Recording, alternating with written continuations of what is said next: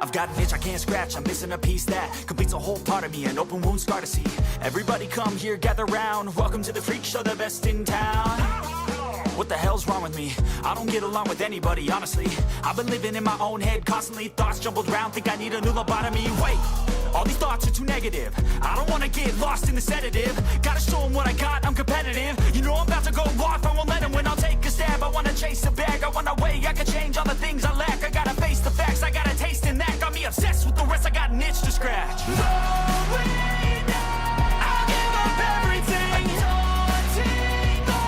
If I can see my dreams, make things right. 'Cause I'll do anything to make one a reality. Don't let go.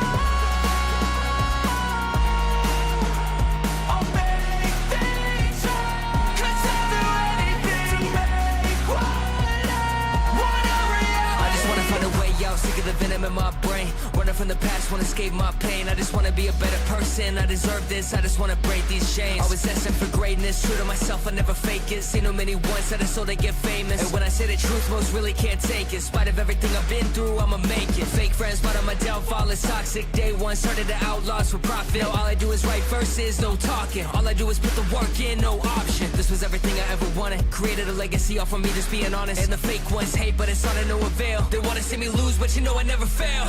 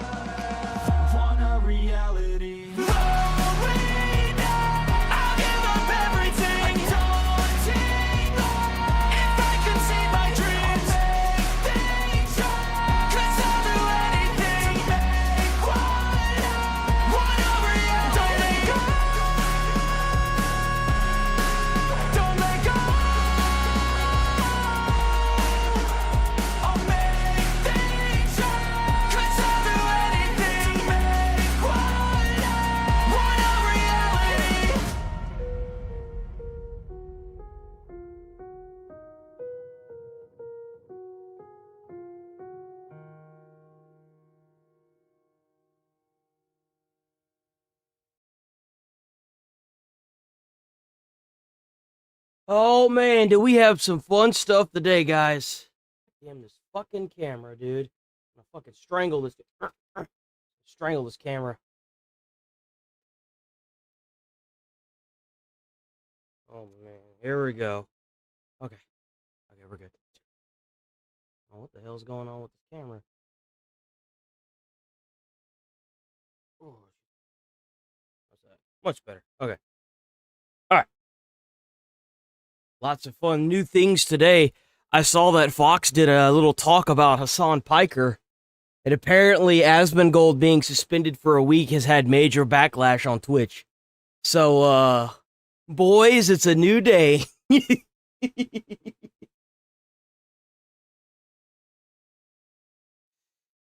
Alright. In this game, there is no luck. Luck is for losers. Oh, how's it going, Nigel? You think you're special? Absolutely not.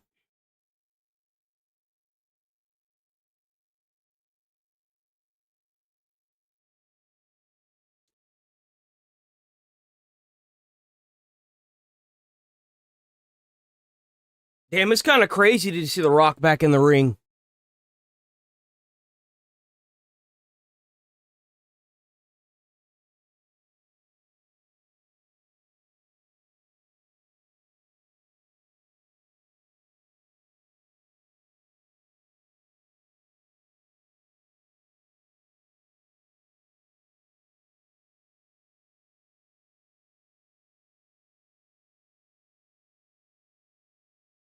How's it going, Moraine?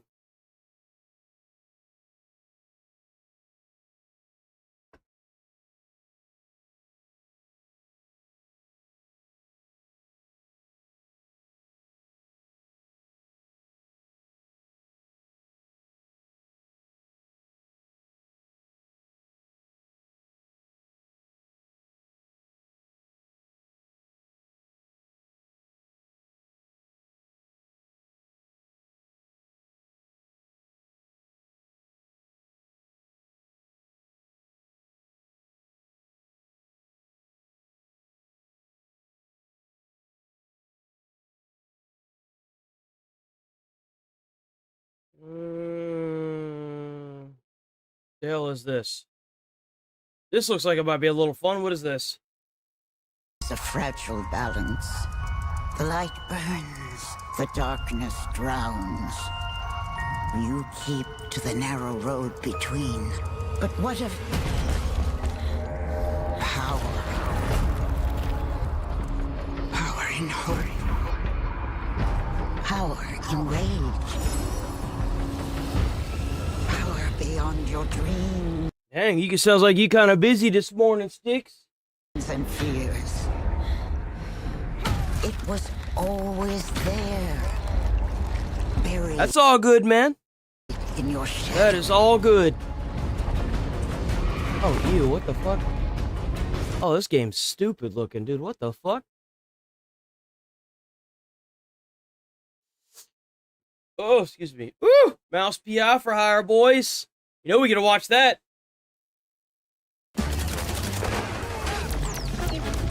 Welcome to the trap, That's cool. mouse. What a crappy... Oh, Some falls don't begin in the sky. So we plant a few bombs, watch the canisters go boom.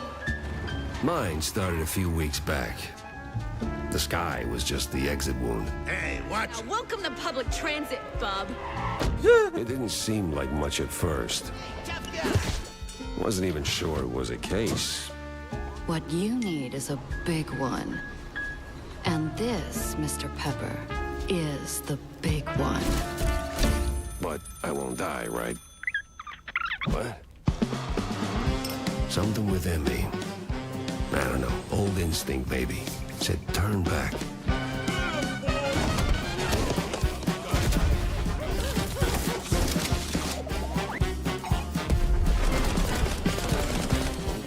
Get some solid evidence, and we'll get to the bottom of this in no time.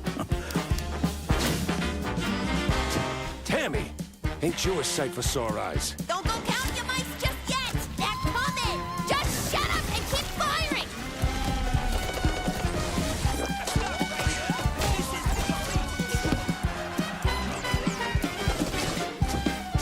This case was more trouble than it was worth.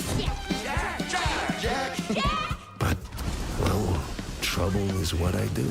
yo, W trailer. Seriously, what a great trailer. Okay, this must be some kind of foreign film. That's funny. That's clever. Ooh. What is this? Whispers of the Tall Grass? What is this?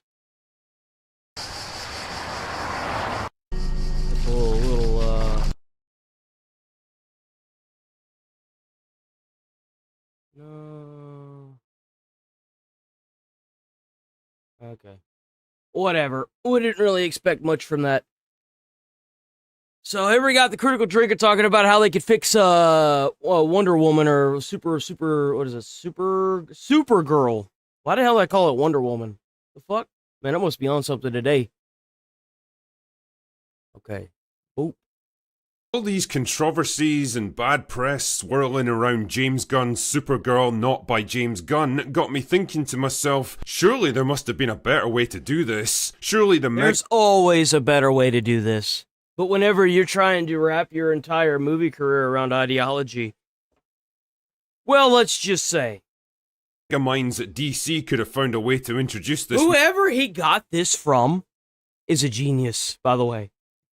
A better way to do this. Surely the mega minds This is at great. DC could have found a way to introduce this movie to the public in a way that would win people over and get them excited instead of turning them away. And so I asked myself, what could I have done differently if I was in charge? Could the drinker, in fact, have fixed Supergirl? I mean, I know this series is more about rewriting existing movies than managing PR campaigns, but hey, I can be flexible. And really, it touches on the same issues that a lot of movies experience these days, so why not use it as a learning experience for all of us? Ready? Too bad, I'm going in anyway. Now, the first and most important thing they should have done with this movie was to understand their I didn't think that new Superman movie was all that good. I thought it was okay. I didn't think much of it. It could have been better, in my opinion. market. I mean, Man of Steel was really good. I don't know and what not the just hell. what it wants, but how big it even is anymore. And this is where I have to deliver some unpleasant truths, dear viewer. They're not going to taste very good, but just like Tatiana, you will swallow them.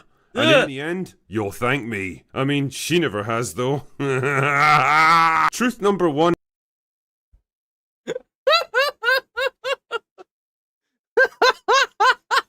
Is that superhero movies in general just aren't very popular anymore. I've already talked about superhero fatigue, oversaturation of the market, and the general decline of audience interest ad nauseum in other videos, so I'm not going to bore you with the whole argument again here. Instead, I'll just point to the MCU's box office returns as an example. In the 7 years from 2012 until 2019, the MCU had a total of 9 movies that grossed over $1 billion each. That's in the crazy. Years since then. And you have to keep in mind those movies are still making money. Anytime they're viewed on Disney, anytime you buy or rent them, it grosses more money. It's insane how much money those movies they've made. managed? 2. And both of those films relied heavily on nostalgia to get arses in seats. Now, that's bad enough, but shall I hit you with another harsh truth? Well, I don't care if you're ready. I don't think James Gunn is all that good of a writer or director. I know. Hard take, guys. I know. I watched the Justice League by James Gunn or whatever the fuck. All right, that wasn't James Gunn, was it? Who made that? Who made that film? Who made the recent Justice League? Zack Snyder. I don't think he's very good of a writer either. That movie was a snooze fest, especially the long one. I don't think James Gunn is that good of a writer either, because I wasn't really a big fan of Guardians of the Galaxy. They're alright, but I don't think that... Like, if you watch Spider-Man or Venom or Avengers, they don't fit the same criteria as the Guardians of the Galaxy. And Guardians of the Galaxy was made by James Gunn. It has like a different feel to it than the rest of them. Some of you might get it, some of you just might not. But it has a completely different feel than compared to the other films in the Marvel Universe. And I always felt that way. That's why I was never really a big fan of the Guardians of the Galaxy movies. They're okay, but they're not Spider-Man or Venom. Doing it anyway. Or female-led Avengers. Superhero movies don't tend to make money. Hey, don't hate me for telling inconvenient truths. And don't just take my word for it either. The numbers speak for themselves. In the past decade, there's been 9 major female-led superhero movies in theaters. And of those 9, only 3 have actually managed to turn a profit. Captain Marvel, Wonder Woman, yeah. Wonder Woman. Forever, and Wonder Woman. That means only I'm not gonna lie. I'm surprised that Wakanda Forever actually got as much money as it did, but I guarantee you if they make another one, it's not.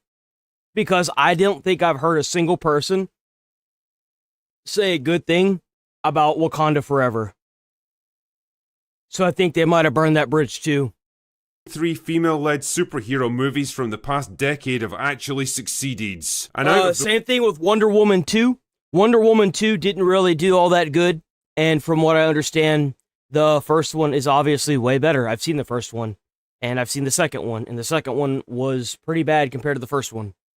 Let's be honest Wonder Woman and Captain Marvel both came out before the decline of superhero movies in general, and both of those crashed out with disastrous sequels that brought in 80% less than their predecessors. The only film to buck the trend here is Wakanda Forever, which ported a female character in to replace the male lead of the previous film after the actor passed away in real life. It's kinda hard to gauge what they should have done, and I have a friend that said this, they should have brought back in Michael B. Jordan. But the issue that I could see with that is that if they had brought back in Michael B. Jordan, it wouldn't work because he had supposedly died. And if you're going to bring back in Michael B. Jordan, then, well, why don't you just bring back in the original guy? You know, you get the problem there. You get the issue. So, like, I don't know. I don't know, man. I feel like Michael B. Jordan would be a great replacement. The merits of this film on its own, because in some ways... If you're wondering who Michael B. Jordan is, he's the original bad guy that the Wakanda King had to fight in the first film. Posting on the massive success of the first Black Panther movie, although I would point out that it made 500 million less at the box office. All of this is a long-winded way of saying that female-led superhero movies have a pretty spotty success rate, especially in recent years. Then there's name recognition to think about. See, Superman himself is about as ubiquitous as any fictional character can possibly be. You could pick almost any human being on the face of the earth, from a goat herder in Peru to an izakaya owner in Japan, show them a... But you know who the best Superman so far has been? Henry Cavill. Let's be honest here. He's got the chin, bro. He's got the Chad chin. And you gotta have the Chad chin if you want to be Superman. That's all there is to it. You gotta have the chin.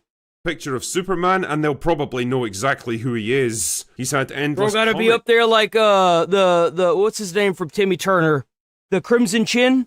Gotta be up there with that Giga Chin, bro. Movies, TV shows, cartoons, and merchandise made about him for almost 100 years now. He may be one of the single most marketable characters ever created. Well, apart from this fucking thing at least. Supergirl though? Nah, not so much. Especially in the world of film and TV, which is what we're talking about here. Her first and so far only big screen outing was the disastrous 1984 movie. God bless Helen Slater though, she tried her little heart out with that one. And while the TV show from a few years ago had some fans on the CW, it was hardly a global success. One failed movie from 40 years ago and a mildly successful... The problem is that Supergirl just isn't, it doesn't hit the same. That's the problem, is that you have somebody like whoever made the, okay, let me take it all the way back, hold on. So you have someone like Stan Lee, and he makes Spider-Man, right? And then you have some peon that wants to cater to some weird fucking fantasy audience because they think that this person isn't being catered to, even though Spider-Man's already been around for like 5 years or 10 years. So everybody knows who Spider-Man is. And then this other person comes along and it's like, I want to make Spider-Girl. And it's like, oh, great, yay. And it's like, you know, yeah, sure, it'll probably grow an audience over time, but it'll never be the original. Doesn't matter how hard you try, doesn't matter how much marketing you put in, doesn't matter how many times you change the character, doesn't matter how many times you change the character. It's not gonna be the same. Deal with that fact. You either deal with that fact or accept the fact that you're about to lose a lot of money on a B class character, because that's what it is. It's not gonna be the base character. It is a sub branch of that character. I don't understand why they're trying to force this so hard all the goddamn time with everything. Stop trying to force it. If you think that it would be that easy, that the writers of these comics would have done it by now, there's a reason why they get somebody else to write subclasses of comics. It's because they know they don't want to waste their fucking time taking away from what could be another really good Superman arc, or another good Spider-Man arc, or another good arc of like, I don't know, the Blade, I don't know. It's because the subgenre of it is not going to be anywhere near as classic and as heavy-hitting as the base main themed stuff. It never will. Now, if they had started with Supergirl, I don't know. Maybe it would have been better. But the fact of the matter is that they didn't. It didn't start that way. Deal with the fact that this wasn't never really a primary character. It was always a side character. Just like Robin. There's a reason why nobody talks about fucking Robin in Batman. Okay?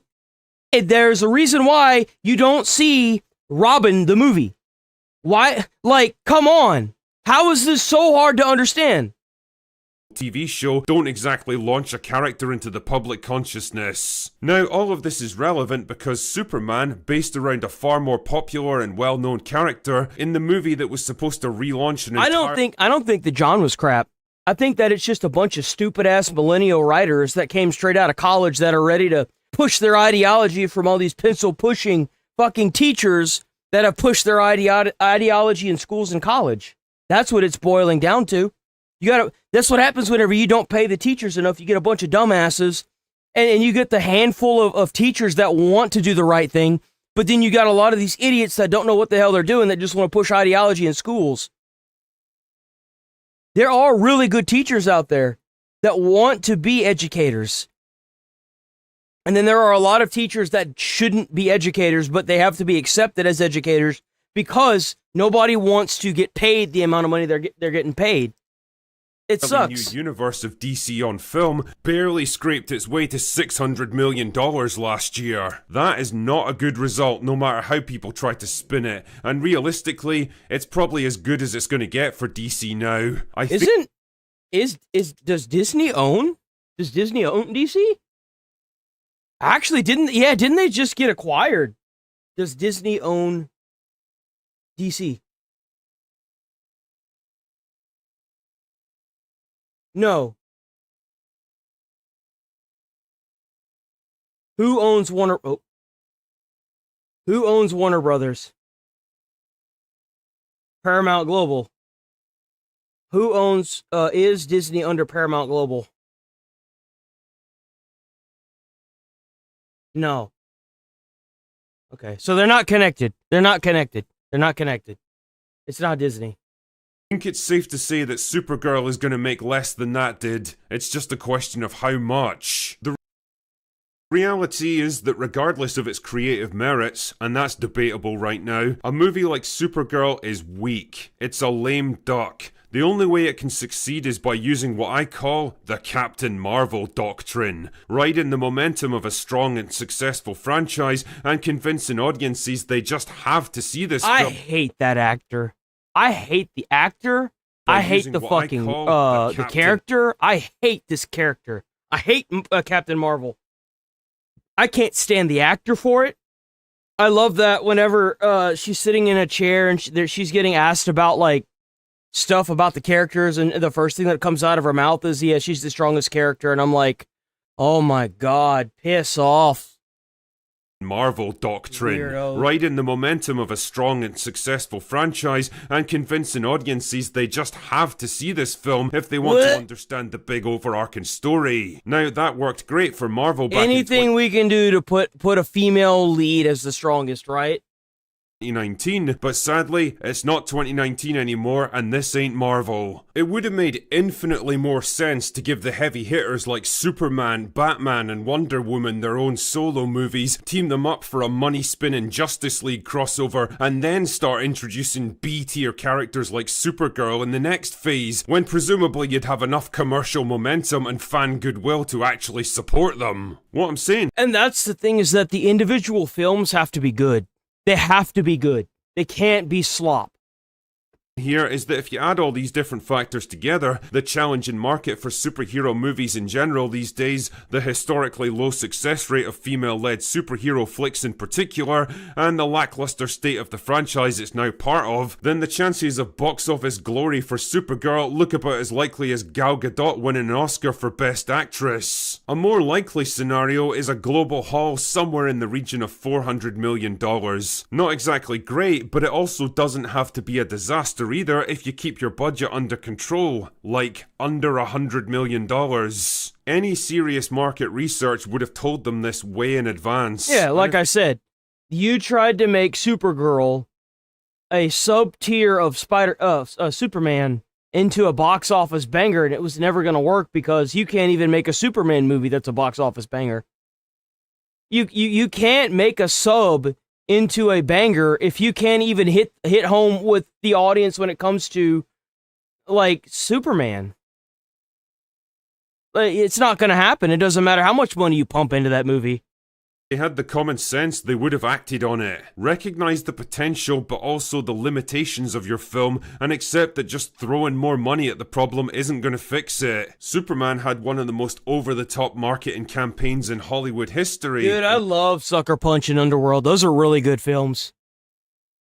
Well, look where it got them. The second unpleasant truth we have to come to terms with here is that if you're a movie studio, the media is not your friend. Yeah, they might be all fake smiles and friendly puff piece interviews, but at the end of the day, they have all the sincerity of a female compliment. What they really want to do is sell headlines, generate clicks, make noise online, and nothing generates headlines like a good controversy. That is what they are looking for every minute of every day. No entertainment journalist worth their salt wants to report on a happy and harmonious production that's releasing into a welcoming market and expecting to do just fine. What they want is conflict, backlash, sensationalism, brave actors taking a stand against hatred and intolerance. They want to dig up something, anything to get people to click on that news article, to land that next big scoop, even if they have to goad actors and celebrities into talking about things that they clearly do not want to talk about. The reason I'm asking about the past... We saw this recently whenever we saw somebody ask Imaru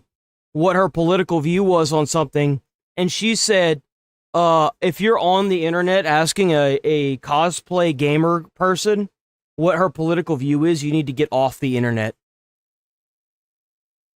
And she got a lot of hate for that.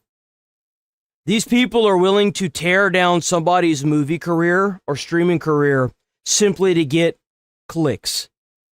That's all they care about.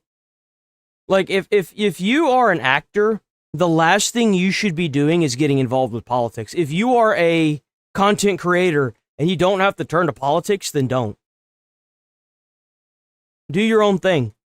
Because it will alienate a lot of people and it will gain you a lot of people. And you gotta be ready for that shitstorm. You do. Is that we see it every day in this chat.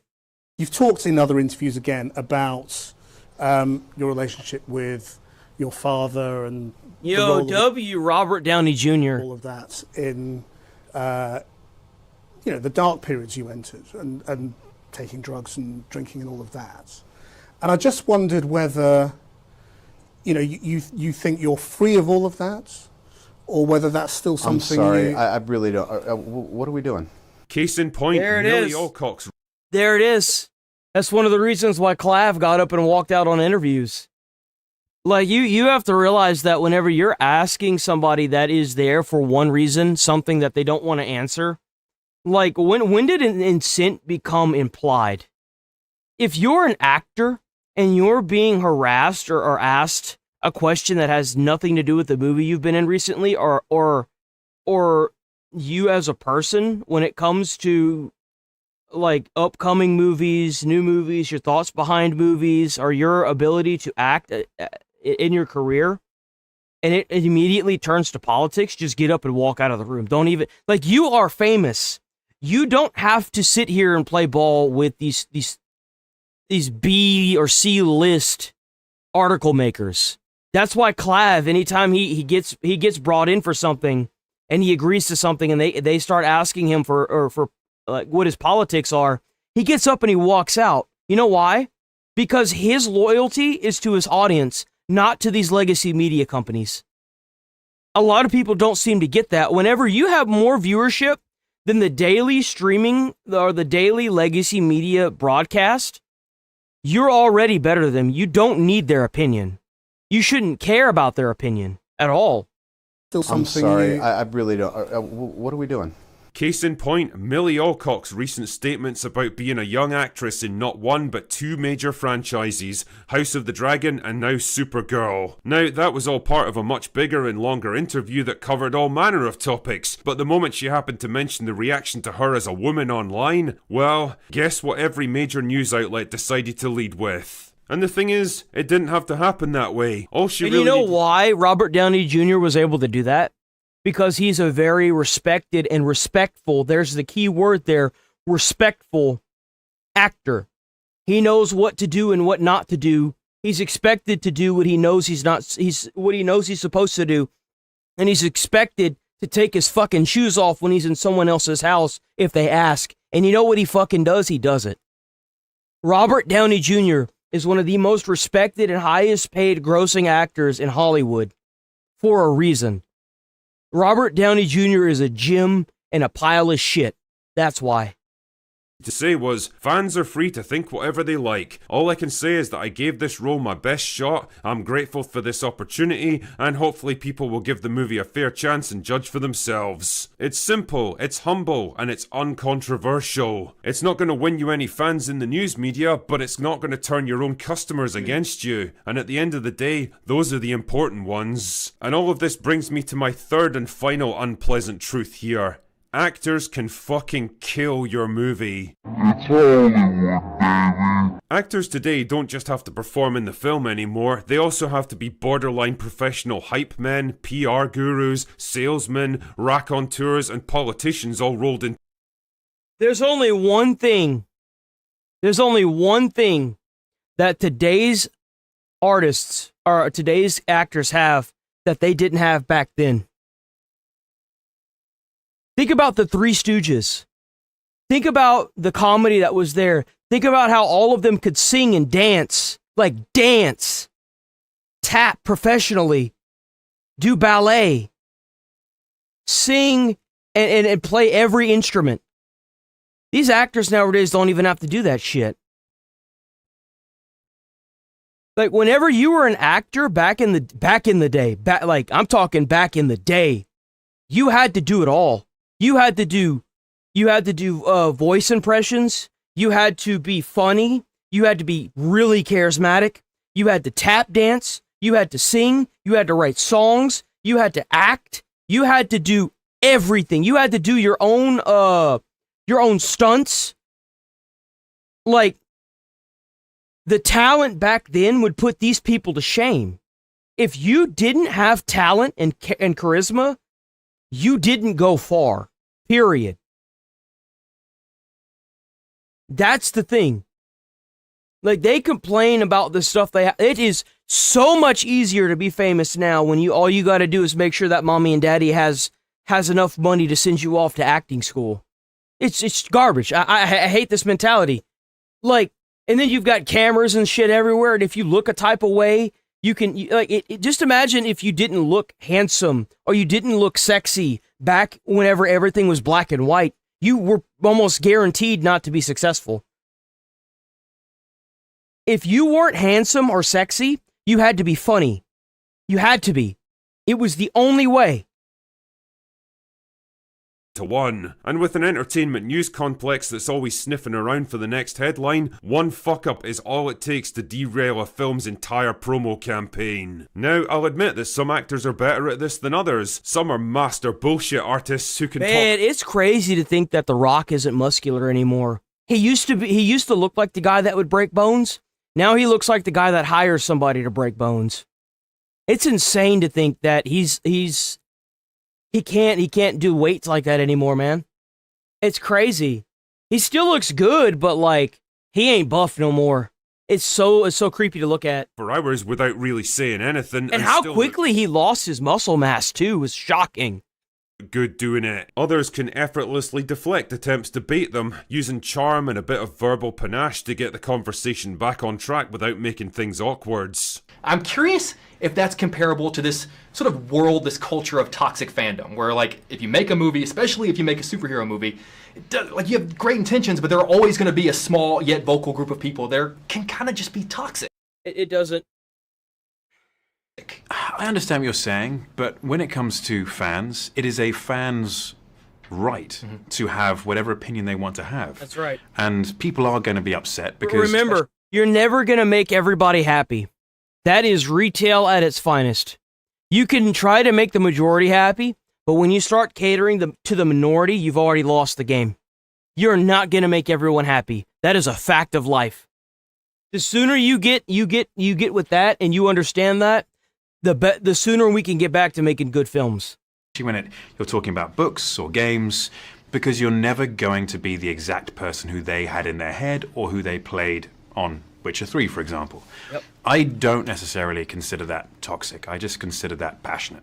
Unfortunately, though, others don't just walk straight into the trap. They run into it head first and then keep going like they're taking a fucking victory lap. The most extreme example is obviously going to be Rachel Zegler, whose never-ending cavalcade of PR disasters obliterated any chance of success for Snow White, but there's plenty of others that have walked the same tragic path. Brie Larson effectively derailed her career for at least half a decade by... We started whenever I kept hearing the trans argument being, well, what about the people that have both genders? And I have a rebuttal to that.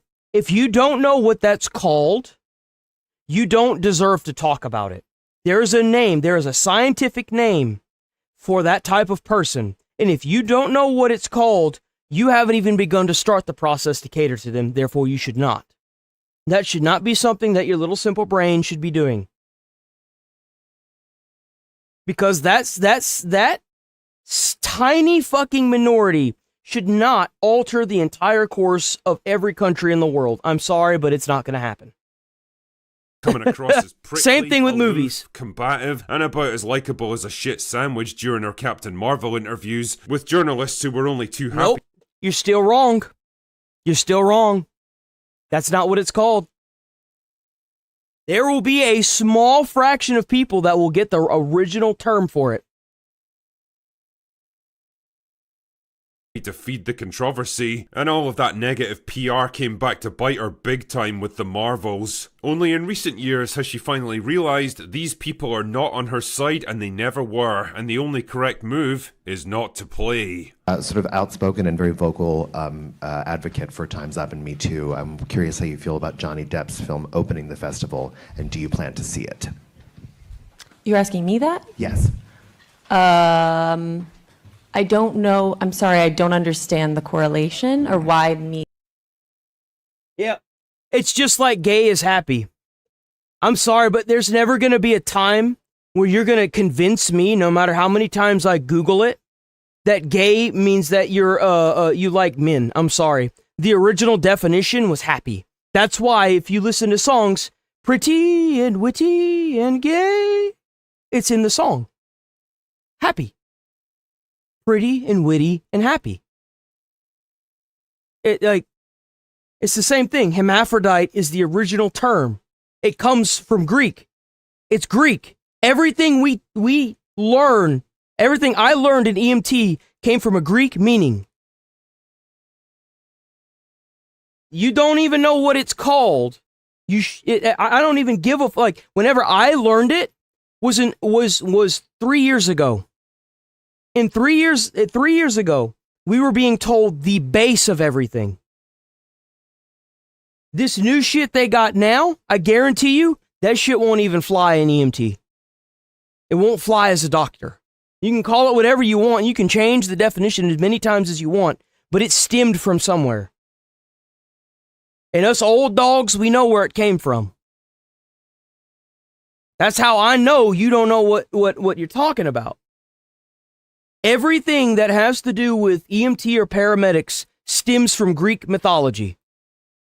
In some way, shape, or form. Just like our star systems. It's just ingrained in our culture. Specifically. All of this is to say that if you're making a movie like Supergirl, and you've got a young and impressionable lead who's still learning the fame game, and could easily be baited into saying things that might harm your film's prospects, you should be very fucking careful about who you let them talk to. And you should give them as much...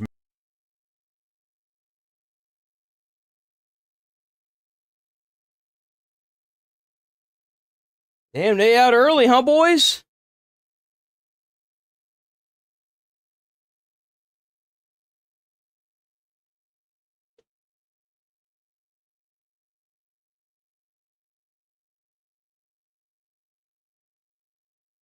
You're not old enough, born... Bro, I was in school when 9/11 hit. I watched that shit on TV. They made us all sit around and watch it on the television. How old y'all think I am?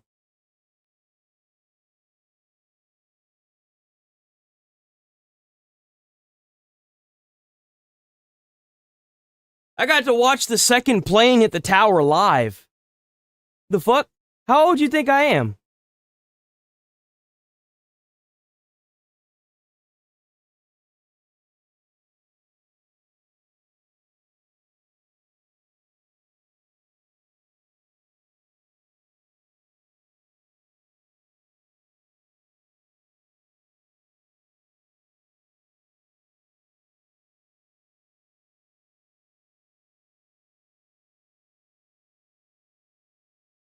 Ooh, that's a good one. Ooh, you close, man. You close. Woo, that was a good guess. You close. Older, though. I'm older than 29.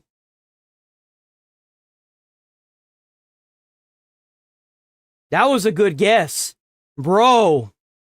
That was a good guess. Oh! Oh! Oh, you off by 2 years. I'm 31. Damn. This person needs an award. Hey, Derek got it.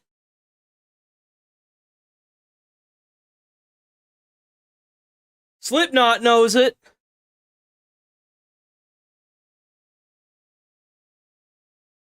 I don't think I've ever used moisturizer ever. Media training. The fuck even is that? What the fuck is the difference between moisturizer and lotion?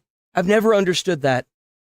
What's the difference? A single unguarded answer can cause weeks of negative media coverage, stir up fan resentment, and turn customers One has harsh chemicals and the other doesn't. Maybe? From a movie they might have been on the fence about otherwise. So in a nutshell then, the drinker's advice for fixing Supergirl's PR and giving the movie a better chance of success could be boiled down to 3 simple steps. 1. Recognise this film isn't going to be a heavy hitter at the box office and either release it later into the slate when there's other bigger films to support it, or adjust the budget accordingly. 2. Recognise that the media aren't your friends and the paying customers aren't your enemies, and treat both accordingly. 3. Recognise that actors can and do say stupid things, and young and impressionable actors most of all, so be very careful about who they talk to and what they say. I'm not going to pretend you'd end up with a money printing machine on your hands if you do this stuff. It's kind of sad that we live in a day and age where legacy media and these interviewers try everything they can to tarnish an actor's reputation. You can't just let them be an actor. You have to try and degrade their character in some way, shape, or form. It's so sick. It's such a sick mentality. But you'd at least have a better shot at success. And really, I think this advice would apply to most Hollywood films at this point. I know it's not going to matter. I know they're never going to listen to some drunken asshole like me. But hey, at least I can say I tried. W critical drinker, by the way. W critical drinker. So we got this stupid ass. This is the last thing before I start covering Hassan and all that stuff. Let me see.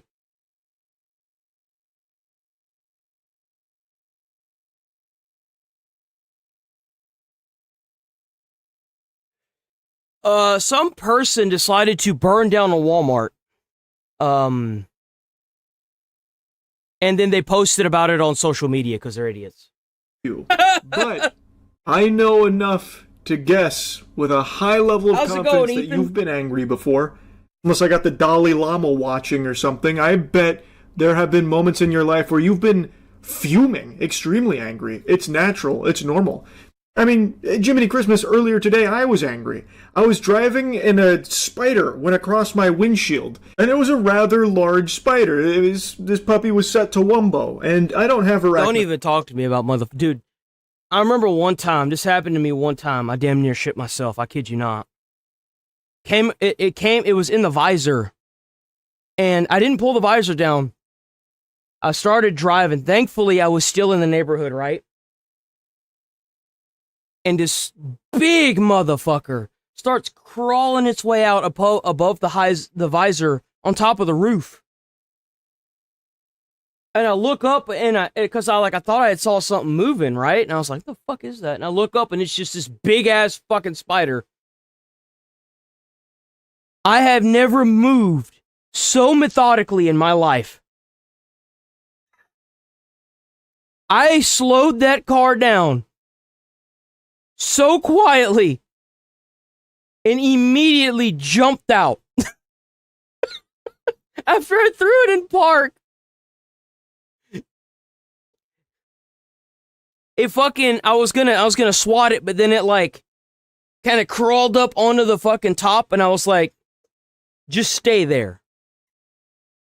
I got back in and I kept driving. I fucking checked the visors, and I was like, every day after that, whenever I got into my car, I checked the visors before I'd take off or anything like that.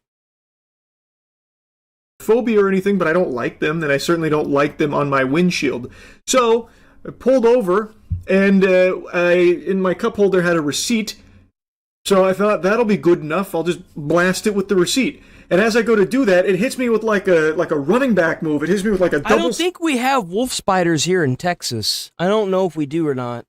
Sidestep and then jumps on my arm. Then I fucking freak out and start like slapping my arm and screaming like a maniac. And that's what I was scared of. I was scared it was gonna like land on my face. I thought it was gonna be like Harry in Home Alone. Bro, if that thing had, I probably would have had a higher vocal pitch than that, dude. I'm not even kidding. I'm fine with spiders, but the minute it's on my face, I got a problem. I don't know who wouldn't have a problem with that. I can't find the spider anymore. That makes me frown. It makes me angry. I didn't know that. I'm sure there's plenty of things that have made you angry.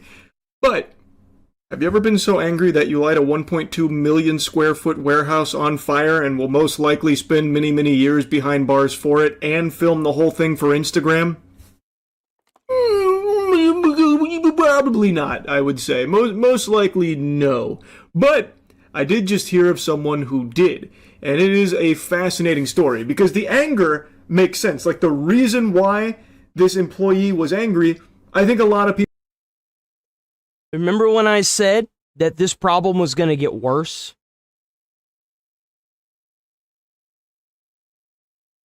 It's getting worse. People can understand. But drastic measures like this did nothing except ruin his life. Drastic measures like this are only just the beginning. I can almost guarantee you it's going to get worse than this. Life.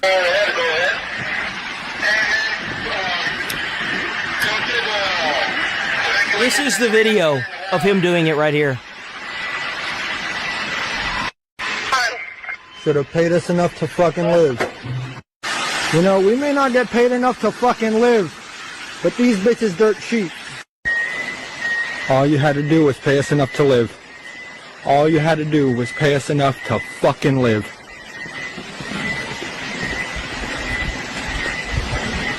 All you had to do was pay us enough to live. That entire building burnt to the ground. All of it. The entire facility burnt to the ground. Whenever I said this was going to get worse, that it started with Mandaloni. I don't agree with the fact that he killed somebody. But everything he said up until he killed the guy, I agree with. I agree with this guy saying.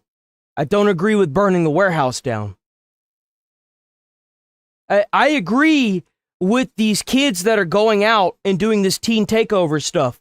I don't agree with them rioting and breaking into stores. There is a huge fucking problem in this country.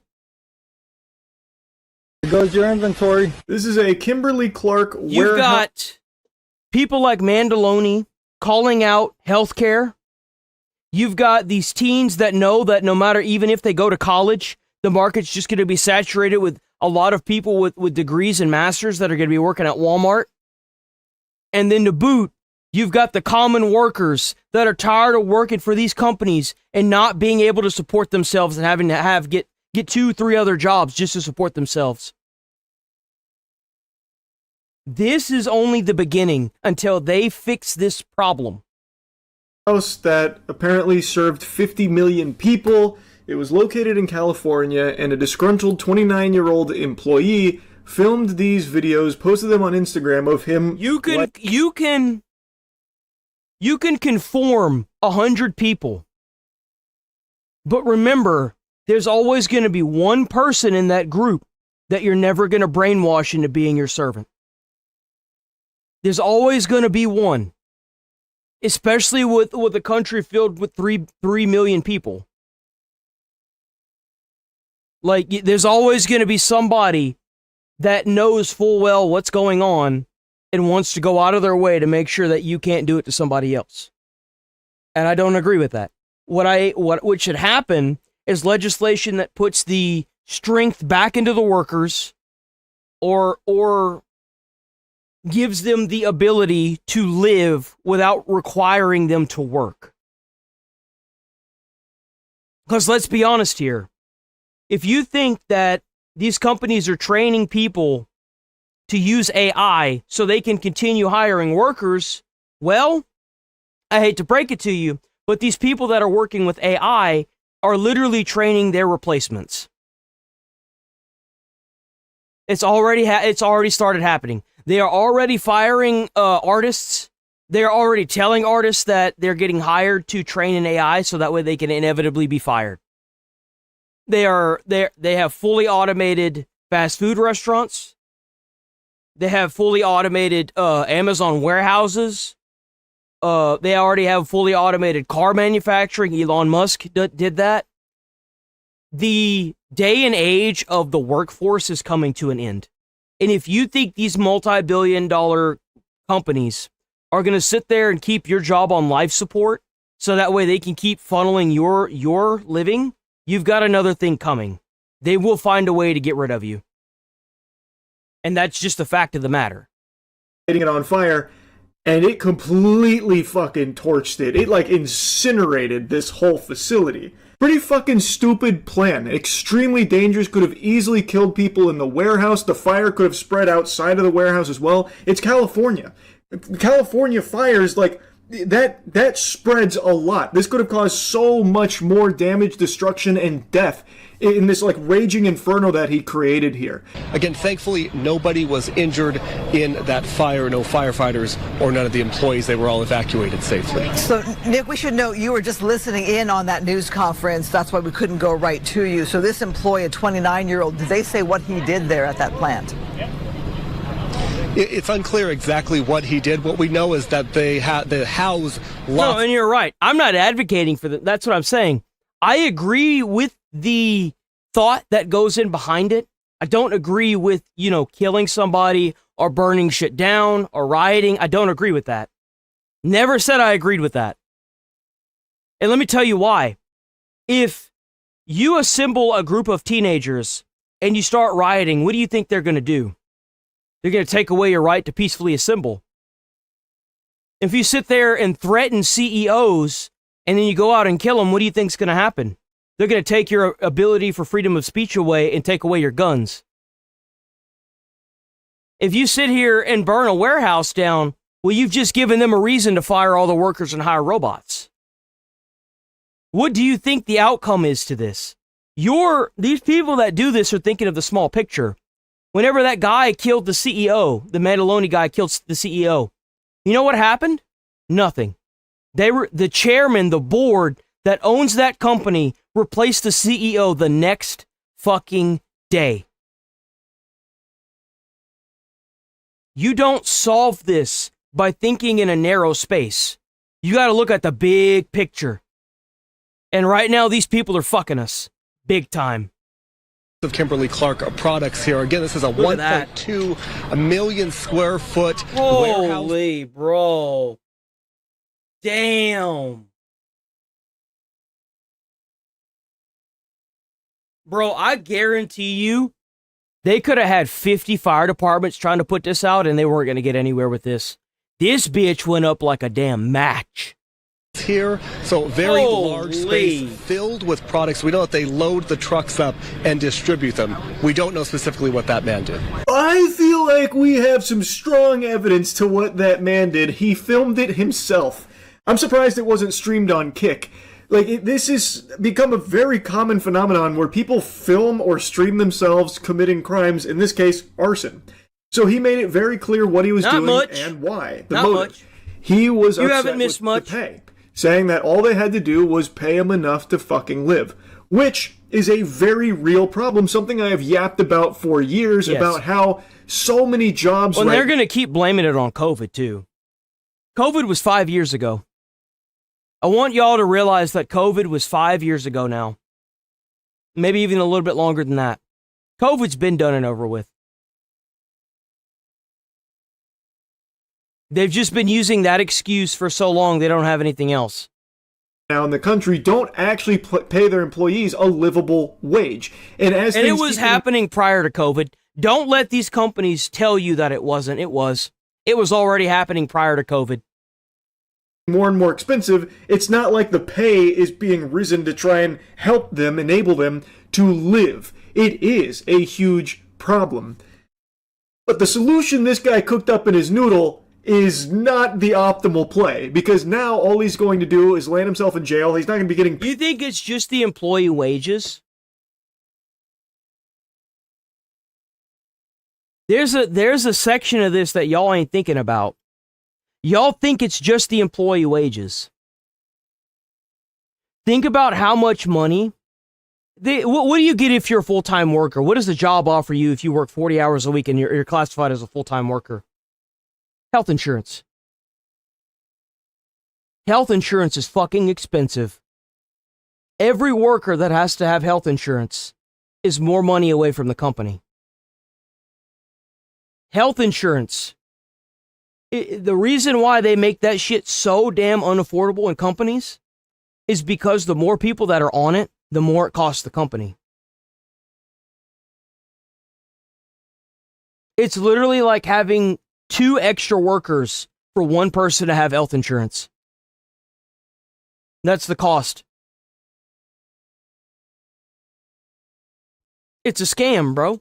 It's a big circling drain of death is what it is. Paid there. And on top of that, all of the workers at that warehouse, they are now out of work for who knows how long, and maybe they get canned because of it. I mean, this is a huge warehouse. This is going to take a long time to rebuild and get all that inventory and stuff back. Maybe they just start laying off employees that were working there. So now he has also ruined other people's income on top of that. So it's not exactly like... You think that was a mistake? Let's peer inside the mind of a radical. If I'm not getting paid a living wage, and I know other people aren't being paid a living wage, well, how can I make other people understand my mentality about this? Well, if I take everybody's jobs away, then maybe they'll realize, or at least some of them will, that it wasn't worth having anyway. Because if you were living paycheck to paycheck prior, and things really didn't change much after you burnt down the building, other than, well, now you're probably going to be homeless now, but maybe someone will come to the realization that instead of a slow decline, it's just accelerated.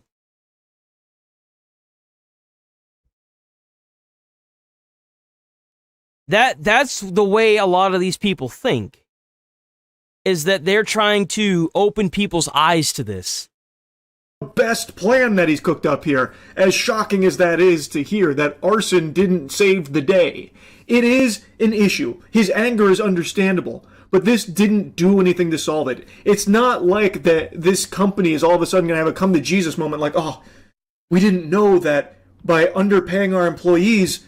A lot of people can't move on. When you're working 40 hours a week at like a place where you're moving stock and shit around, like that warehouse. I used to know a friend that worked at a warehouse like that. If you're not the forklift person and you're like somebody that has to move some of that heavy shit around, bro, you're tired. You know, like, I know that it's easy for, and I'm not trying to be offensive towards people that sit behind a desk, but like, I've worked a job like that. I've worked a job like, for example, the United States Postal Service. I was running packages for like 12 hours a day for a month straight. Like running them. Because the routes were so big that in order to finish them at a reasonable time, bro, I had to run that shit. I'm talking like almost 120 stops with cluster boxes and packages. Like the routes that I would run, we couldn't have the boxed like little tiny fucking postal truck that you see. I had a goddamn moving van, like a big long moving van filled to the brim with packages, like from bottom to fucking top, packages and mail, like crates of mail that would stack taller than me and over like 4 or 5 rows, like just long fucking stacks. When you're being worked literally to death You don't have the energy to try and... I had to quit before I could start trying to find something else. Like, I would get home, I would sit down and just fucking pass out. And then I would get up and do it again hours later. It sucked. That's how everyone's being worked at these jobs. Like, it's never enough. You're always doing 7 different jobs, but you're always being paid the same amount. It's not like a factory job or like a Ford job where you just screwed in a few bolts on a door and then moved it along the assembly line. You're doing the bolts, you're maintaining the machine, you're correcting the belt, you're doing all this other shit for what was originally meant for 5 or 6 different people. That's the problem. And what's crazy is they used to tell you, go to college, get a nice degree or a master's, and you won't have to do this. Now, you've got people with masters and degrees in a market that's flooded with masters and degrees because everyone went to fucking college and took on hundreds of thousands of dollars of student loan debt they'll never be able to pay off even if they get their dream job. And they're the ones working at McDonald's and assembly lines now. There's a massive, and what's crazy is that even if you file for bankruptcy, that loan sticks. You cannot get rid of it. We have a fucking problem, a massive problem in this country. It would make them frustrated. But now that an entire 1.2 million square foot warehouse has been burnt down because of our folly, we will change our ways. We now see the light. Our third eye is open. Enlightenment. Time to raise everyone's pay. It's just not going to happen. Do is pay us enough to live. Chilling video posted online by... So you're making the B-2 bombers? That's cool. I wonder what that's like to make the B-2 bombers. The suspect appears to show the moment a massive warehouse fire was deliberately set. All you had to do was pay us enough to live. Investigators say the man behind the camera is 29-year-old Shamel Abdul Kareem. He was believed to be an employee of Kimberly-Clark. However, it is confirmed that he is an employee of NFI Industries, the third-party distributor of Kimberly-Clark. Officials say he had posted grievances online before igniting the Ontario, California warehouse on fire. Now, I've actually seen people applauding this, saying that they need to start a GoFundMe ASAP so that way they can donate to him because he's a hero. You think that's bad? A Sonic car hopper gets paid $215. A Sonic car hop person, anytime you go to a Sonic fast food restaurant, ask them how much they make an hour. Don't ask them not what they make on tips. How much do they make an hour? And here's the kicker. If you don't make enough tips to cover I think it's $7.50 an hour in Texas, and you let that happen too many times, they fire you. By the way, if you don't make enough tips to cover $7.50, which is the minimum wage in Texas, they fire you. He's standing up to capitalism. Finally, enough is enough. We need more of this across the country.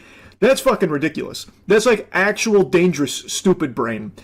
Like, people are saying, thanks for the 67 joules.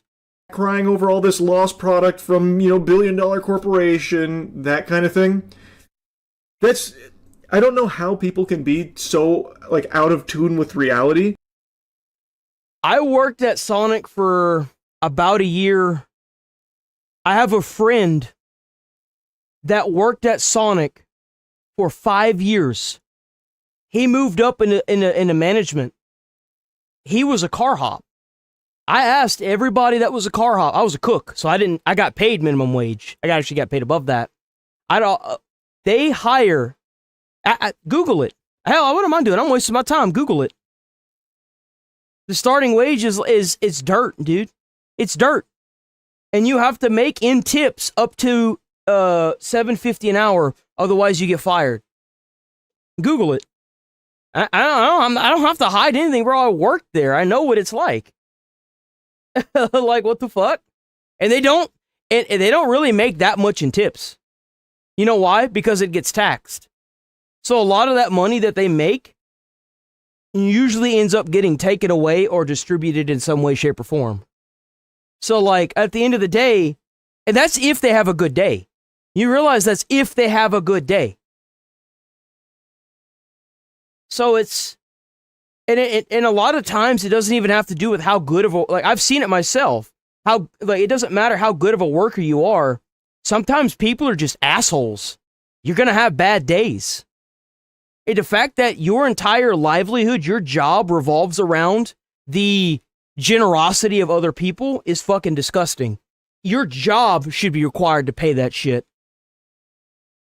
It's not even about, like, lost products or anything. It's about how easily people could have died in that, how it could have spread way beyond just that warehouse, and how this doesn't even really affect the company all that much. They have insurance. It shouldn't. You're right, it shouldn't.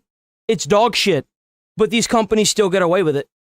You know who this actually affects? Is the employees that are most likely going to be out of work here while this facility is out of commission and under maintenance, so they're going to be And I agree with that. Just because it sucks doesn't mean you get to burn down a warehouse. I'm sorry. That's not how it works. Income, and he just threw his whole life away for this, and it's not going to do anything to actually help people get... And he's right. This is the same thing like the Mandaloni guy. Went and killed the CEO was replaced the next day by the chairman.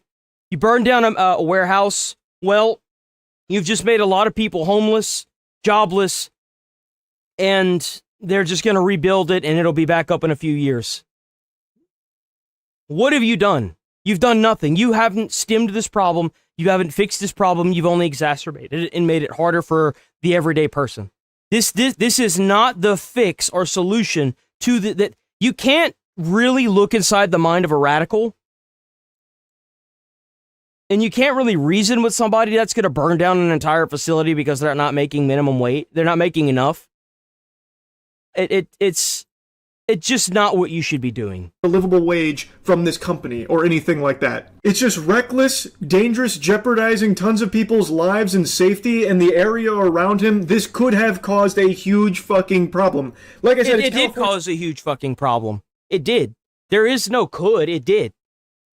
Yeah. Wildfires spread wider than Kash Patel's butt cheeks. Like, in that area, this could have easily spiraled way out of control, way beyond just that warehouse as well. Like, this is just not something anyone should be like. Anyway, there is something other people have pointed out he probably went on a long rant. As, like, a very surprising element to the fire itself, that a warehouse of this size housing this much supply, apparently this accounts for like 3% of West Coast volume for toilet paper in particular. Damn. From what I was reading. I don't know if that's like confirmed or how true that is, but it is a huge facility that houses a lot of paper product. And one thing people were noting is that the fire suppression system didn't really do a whole lot to stop this. And it's just another corner that a corporation cut. Like, big surprise, the fire suppression system didn't do anything whenever you're cutting corners anytime you can. Just imagine if there were people in there that were trapped and the fire suppression system didn't work and they burned alive in there. Think about that. You expect a corporation that's willing to cut costs and corners on fire suppression systems to give a flying fuck about your job? Come on. Are we really doing this right now? Are we really doing this? I was doing a bit of digging because they definitely have a fire suppression system. I don't know if they like maintain it, like maybe it was malfunctioning from what I read. Apparently, how many of y'all worked at jobs where they're supposed to maintain something and they don't do it? Like a fire extinguisher, something as simple as just calling the fire department to have them come out and look at it. How many of y'all have actually made a call like that or seen somebody make a call or have fire department show up to check fire extinguishers and shit? Like they're supposed to do it's either a 3, 6, or 12-month basis. I don't think I've ever worked a job where that's happened. And think about it. If they're not going to do that for safety, it's completely free to do that, by the way, at a job. It is completely free to have the fire department show up and look over your fire extinguishment systems. It is a service for the fire department that is given to the public. It's free. You pay for it with your taxes. Was working, but because he started multiple fires in multiple locations, it just wasn't effective at stopping the spread. Well, how's it going, that's how Darling it was Winters? able to get so out of control. And also, apparently the alarms were working because they were able to get the employees out, so I do feel like the systems were... If you're and yeah, you're right to an extent. You are right to an extent. It is the fire setter's fault. But there is a level of accountability for the people maintaining and running that facility to make sure their workers are safe. For example, there are a lot of standard operating procedures when it comes to firefighter safety. If you have a captain, like it's always buddy system. 2 in, 2 out. 2 into the fire, 2 out of the fire. That's how you run a fire ground.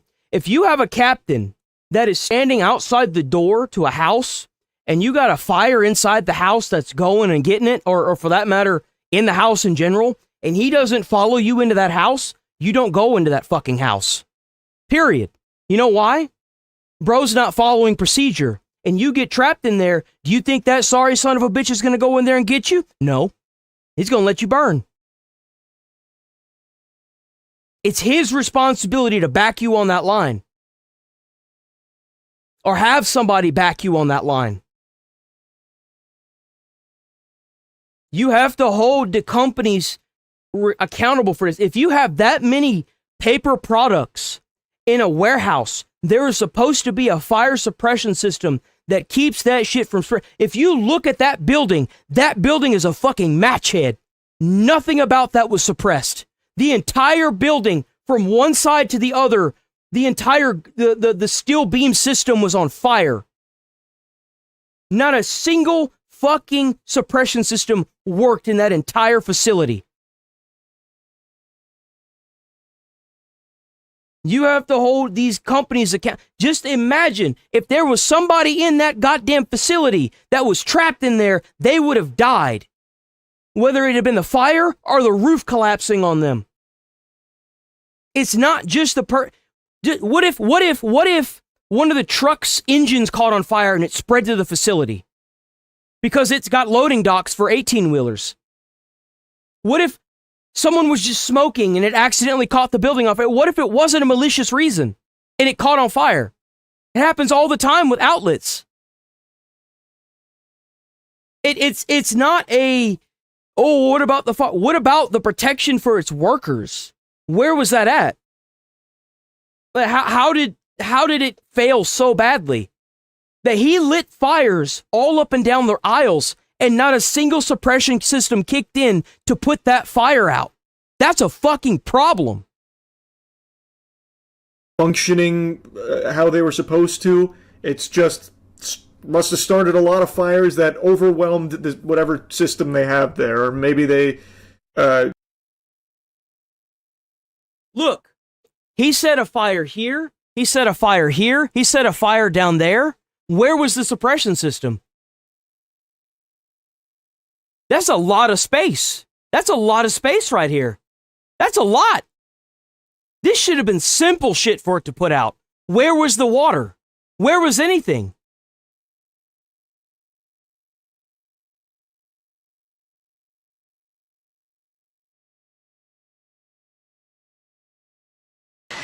All you had to do was pay us enough to live. I hear it, but it's not doing shit.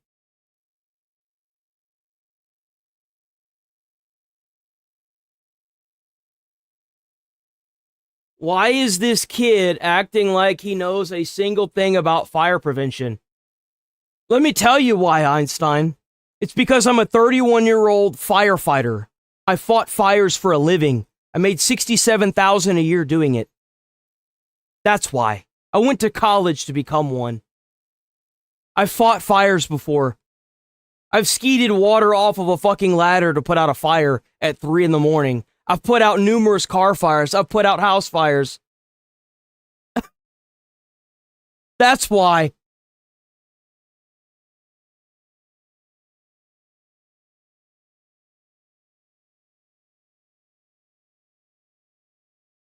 No, it wasn't 67.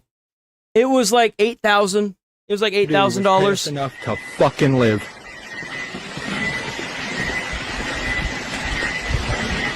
All you had to do was pay us enough to live. There goes your inventory. Look at that. Where's the water? Where's the water? Look at that. All you had to do was pay us enough to live. Where's the water? Where's the water? Look at that. All the way down. It's all the way down there now, too. Hello? Where's the water? Where's the water? Your inventory. This is a Kimberly-Clark warehouse that apparently served 50 million people. It was located in California, and a disgruntled 29-year-old employee... Like, it's crazy.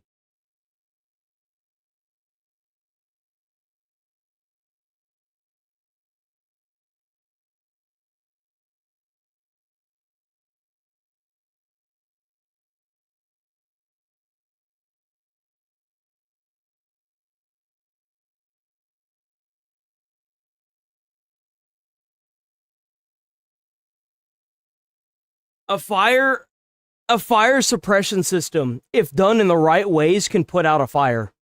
If you go right now to your local Sonic, and don't do this because you're a fucking idiot, and you take a cup of ice and you dump it in the fryers, the Ansel system that is above those fryers will put it out.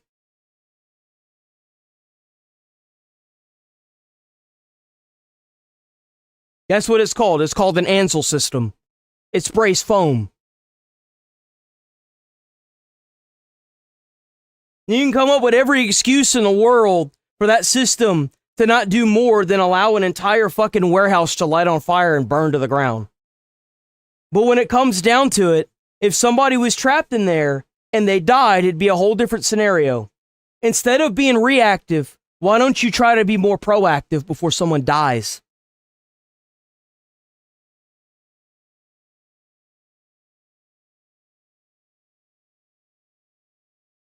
And you know what you do? If it's 30 feet in the air, you make sure that the piping can support more water, and you make sure that the sprinkler system can spray more water. You know what puts out fire? Gallons per minute. GPM. That's what puts out fire. More water, less fire. Banned on Twitch over essentially wrong thing. Anytime you look up and you see the GPMs, or if you look up a fire hydrant, each fire hydrant has a different color depending on how much GPM it does for that area. Green is usually the highest gallons per minute, GPM, for that area. If you crack open a green hydrant and you start pulling water from it to a fire truck, it's going to take the water away from everybody else in that area to that truck.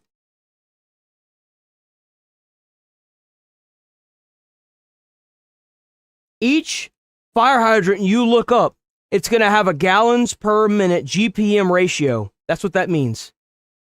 Look up the fire hydrants in your neighborhood. You'll probably figure out where the fire department's going to crack into. If you ever see a trash bag over a fire hydrant, don't take it off. The fire department did that because the damn thing's not working. Don't take it off.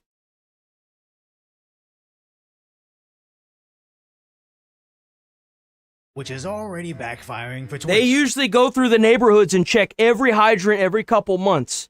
If you see a black bag over that damn hydrant, don't fuck with it. Leave it alone. As he took to Even if somebody walked up and put a trash bag on it, leave it the fuck alone. Because the thing is there's nothing worse than when you open up a hydrant and that bitch is dry. Rather be safe than sorry. They'll find another hydrant. I promise you there's more. 4 million subscriber YouTube account. Okay, let's move on from that. So, Asmongold being suspended, is bullshit, obviously. So here we go. Asmund Gould got banned on Twitch over essentially wrongthink, which is already backfiring for Twitch, as he took to his 4 million subscriber YouTube account to explain. I got suspended last night on Twitch. I end my stream and I get a message and it says that my account has been suspended for 7 days because of hateful conduct. I said that I didn't give a about the opinions of third worlders, and then particularly in the thing that they referenced, I was referring to illiterate goat herders from Afghanistan. Again, the way this looks out in the public is not a United States. The opinions of third worlders don't matter. Like, I don't care what some illiterate goat herder thinks in Afghanistan. It doesn't matter. In the context of those people believing AI-generated videos about Iran winning the war and nuking Israel off the map. Gentlemen, I would like to confirm that I am 100% right, and you... Remember, anytime you say something and you've got a lot of people pissed off at you or trying to ban you, you're usually right. I mean, that's just a fact. Well, unless you're, like, actually crazy. But, like, you're usually right. You don't either. Especially if you're not advocating for violence. If you're not advocating for violence, then you're usually right. Neither do they, because if Twitch cares about their opinions, why don't they apply Afghanistan's opinions to women on Twitch? That would be interesting, wouldn't it? As Asmund's referencing this article, explaining since 2021... Since regaining power in August 2021, the Taliban has implemented a system of systemic oppression against women in Afghanistan, widely described as a gender apartheid? Over 70 degrees have effectively erased women from public life, banning over 70 decrees have effectively erased women from public life, banning education above 6th grade, barring most employment, restricting movement without a male guardian, and imposing strict dress codes. They have over 70 decrees essentially erasing women from public life, banning education over 6th grade, employment, which has, as in the world of liberal censorship, simply saying something is far worse than actually doing it. As this isn't about what he actually meant, it's about some mod hovering over the red button, patiently praying for an excuse to silence their enemy. I'm not sorry, I'm right, I said nothing wrong, and nothing I said was against the terms of service. Beyond that, do you even imagine a world where somebody that says that they don't care about what a fat American thinks about the Middle East, can you imagine that this person ever gets suspended? No, of course not. He has some woke qualities, but he's nowhere near as woke as Francis. Francis was a socialist. This motherfucker is an American. And I think Americans are gross. Americans do... Coming from the same guy that says that America deserved 9/11. Reads a terrorist manifesto on stream, gets suspended on his 1 day off. Don't you just love it, boys? Do not have a understanding of the world. And so why am I getting suspended? It's more third worldist morality logic inversion that basically is being used to silence me for an... And that's exactly what the fuck that is exactly what it is. It is not protecting anybody. It is suppression and silencing. That's absolutely 100% what it is. Entire week. And this might have been the most recent instance of hypocrisy, but definitely wasn't the worst. Since if you're popular enough, you can drive dangerously on stream and get less of a ban than Zach. You can literally toss your cat, and Twitch sits this one out, which is in line with the other high-profile animal incidents on Twitch. Not only that, but the left can call for the actual ending of politicians. If you cared about Medicare fraud or Medicaid fraud, you would Rick Scott. Or arguably worse than Asmund Gould's comment. We have endured suffering under the communist regime, and we you can't forget about him. No, that was Frogan. Never mind. Okay, you, dude. I mean, seriously, you, old lady. Shut the fuck up, you stupid fucking idiotic old lady with your stupid fucking gamer headset. Who is you harder, America or Ho Chi Minh? Suck my dick, old lady. God, Jesus Christ, Hassan, bro. Damn, dude. Yo, this refugee, okay? Seriously. As if they didn't have double standards, they wouldn't have any standards at all. But aside from putting people and pets in danger, I want the platform to permit any take, as vile as it may be, as long as it's allowed evenly. If Asmongold doesn't like... If you want to ban somebody, you have to distribute that ban, like, non-biasly. If you're gonna apply the rules, apply them equally. Enough of this bullshit. Every time they do this, man, it's like they genuinely just don't care. Seriously. Foreign illiterates, people should know. If Hassan thinks Vietnamese girls that have inconvenient information on how communism works should inhale his frontal, viewers should know that's who he is. But that's the problem with selective moderation on these tech platforms. It's never going to be applied evenly, as the left knows without mass censorship, they simply couldn't exist. I had the same experience on my side.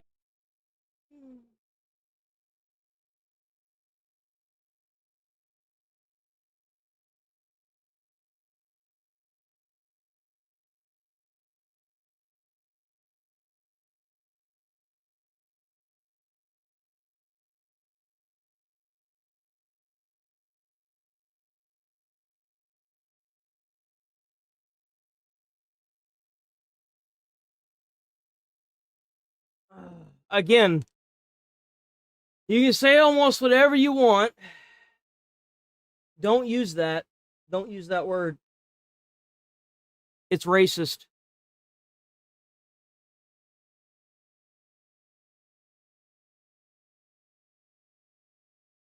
It was towards the beginning.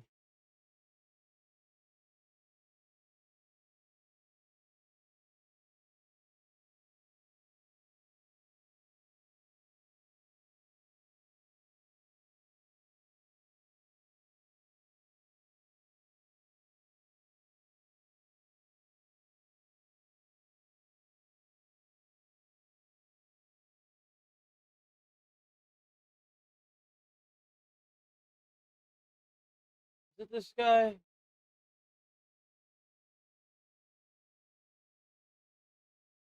This word. Don't use that word. Don't call people snowflakes, man.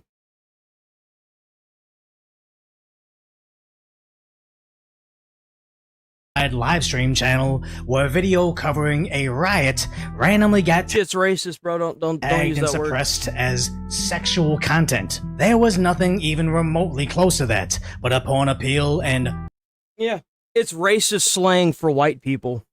If you don't know what it is, it's also against TOS on YouTube. That's the reason why I couldn't pull it back up. Don't use that word. It's bad. Human review, they confirmed it indeed included it, and after reaching out to someone else in the system, they looked into it and said, oh no, it was because of curse words. But that label never got removed, and the channel's growth has never been the same since. All because some human moderator didn't like what I was doing, so decided to apply. You could say it isn't all you want, but the fact of the matter is that you can't say it on YouTube. That's just how it is. And if you can't, if you have and you've gotten away with it, it's just a matter of time before the system catches you. Like, what's likely the worst label for removal. Not because I was violating the rule, but because what I believe was just making up reasons to suppress you. The same thing just happened to Asmongold, but at least he's already hedging his bets by diversifying his stream. I mean, and here's the annoying thing, right? Is like, well, if Trump nukes Iran, which seems like that's getting more likely every day. It's not a double standard. You can't say the N-word. It's not a double. It's actually, they enforce that shit heavily. Like they do. They're very, very particular about what you say on, like that. There's a reason why Asmon is able to say whatever he wants when he's not live streaming to YouTube. I've got to be it's YouTube. YouTube is probably the best platform for equal, never mind. then I'm gonna have to go live on just go live on Kick and Rumble, right? Maybe on YouTube too. I prefer just to do Kick and Rumble. It's a copyright thing, right? It's a confusing, content creator reason. But and then we'll continue uploading videos. And if something big happens, don't worry, I'll be there, and you'll have a way to watch me, and it'll be all back to usual. But I would like to take at least a little bit of time and maybe fix a little bit of things in my life and just relax a little bit. Now I personally hope he takes the week off. Just relaxes damn, Beast Boy and got comes coffee. back as a Chad. Gucci'd out in a mansion. Fuck, bro, that looks crazy. Wait a minute, hold on. Asmon, you slacking, bro. Hold on. Bro, why does he look like Jack? He looks like Jacksepticeye. Just to see Hassan try to argue why when Zach does it, it's bad. But the more important aspect is how he recently started multi-streaming to Kick. You can say it, you just can't say it as an inference to somebody. If you just say it, that's different than just say it. If you called somebody that, or if you are emphasizing that, well, I'm first I'm going to report you because you're just being annoying, and number two, if you're too much of a pussy to call somebody that because you're going to get reported, which by the way isn't being a pussy, it's called following rules, if you must know. And that's fine. He can say it as long as he's not saying it at somebody. Because if I just say snowflake, I mean, that doesn't mean anything. But if I call somebody that becomes a problem. It's just started to get his Rumble channel afloat on top of his 4 million subscriber YouTube channel and his 1 million subscriber clips page, which every single day, every single clip gets over 1 million views. It seems loosely related, but honestly may be the main reason he got hit so hard only recently, as I stream everywhere, all at once. Gold in 2026 has the 6th biggest growth for right-leaning channels, but is the only one that gathers most of his audience on Twitch. And if he's slowly turning Twitch viewers to Kick viewers during the continuing trend of viewership collapse, with even streamers slowly leaving the platform, they're faced with a difficult decision of, do we continue to slowly lose viewership outside the carefully controlled bubble of Amazon? Or do we cut— I don't understand why Twitch doesn't look at YouTube and come to the realization that people are leaving in mass droves away from Twitch. Twitch is systematically dismantling and solidifying their future as McDonald's employees. I don't know what the fuck they're doing at Twitch. But if you guys don't start taking some advice from the bigger people around you, like Kick and YouTube, y'all will be out of business. Like, the fact is that whenever you're growing in mass on a place like YouTube for right-wing stuff, because the atmosphere is shifting, you systematically banning people off your platform that feel the way they feel about their country isn't going to solve your problem. It's going to make less and less people use your platform because you're going to continue to build this reputation of banning people biasly, and nobody's going to want to stream to your platform. Nobody's going to want to go to your platform because their streamer might just one day get banned off of it. Like, that's the massive problem with Twitch as a whole, is that they just won't stop doing this. If you're going to enforce the rules, enforce them equally. Losses at once, all of Asmon's millions of fans immediately migrating away, just to stop the slow expansion of his influence. As his rival Hassan can poke fun at Asmongold's punishment, but doesn't detract from the fact that even his puff piece has him looking bizarre. He can spend his time trying to explain why he looks this way. This has shoulder pads. Like, this isn't... I've worn this before on stream. But now, not only... Why the fuck are you wearing a hoodie with shoulder pads?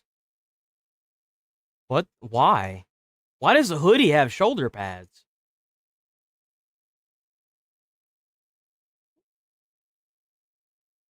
What?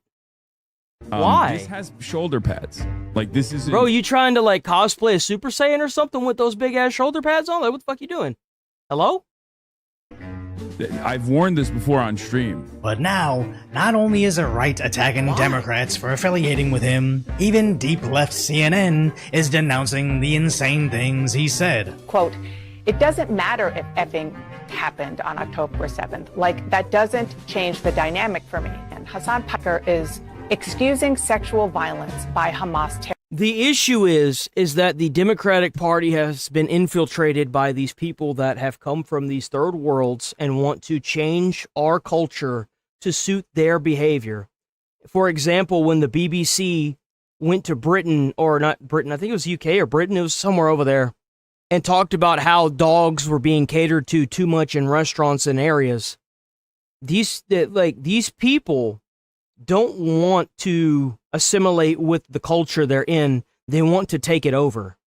In Canada, they already are taking people's guns away. These people aren't trying to assimilate. They're trying to take over your culture. It's colonialization. Like they're colonization. They're trying to colonize your culture and take it over, and then use the laws and the things like the Constitution to control what you're doing. It happened a lot whenever Kirk was killed, or whenever, actually a better example is the Minneapolis riots. Whenever you criticized the Minneapolis riots, they cherry picked out of the amendment, I think it's the First Amendment, what they wanted to say to enable their ability to continue rioting. Like, and what's happening now is that true Democrats are separating themselves from people that align with Hassan. And the ones that align with Hassan and that agree with what Hassan is saying, and a lot of y'all know what he says and thinks about a lot of stuff, because I've said it. You're figuring out really quickly who is for American people and actual Democrats, and who is this new colonizing party. Because when you say that you're with Hassan, somebody that has read with a big smile on his face and a chat filled with heart emotes, a manifesto to a terrorist organization, to get a 1-day suspension on his 1 day off, it becomes very clear and apparent who is here for who. Terrorists. And here's what Piker said about the horrors of September 11th, 2001. America deserved 9/11, dude. I'm saying. As Twitch's war over politics has been over, viewers that used to like Hassan until he probably shocked his dog or was watching big booba Twitch streamers before realizing how pathetic it is, they suddenly have more time to give Asmongold a chance, realizing he's just a regular guy like them and nothing like what the left paints him as. And now their own pipeline has guided their escape from the left's carefully curated bubble of Twitch, Reddit, and the mainstream media, as Asmongold doubles down over his ban, emboldening everybody else. You know why Asmon is so relatable? You know why I'm so relatable? It's because the things that I talk about I've lived through. Asmon was just as dirt poor as me.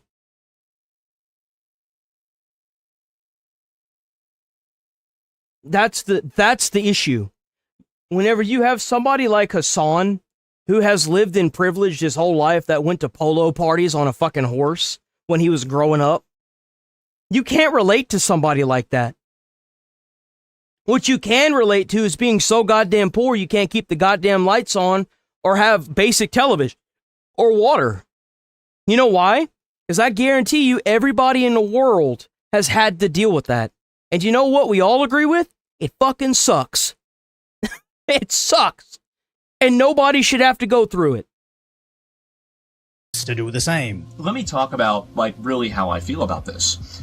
Do I give a about the opinions of a bunch of third worlders in regards to what my country should do?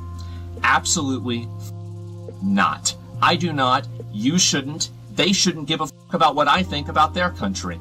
Because why would I take somebody's opinion that is from a hole in these countries? And by the way, these are holes. Many of these countries are holes. And don't let anybody teach you or tell you that, oh, it's America's and they're fault. like that by design.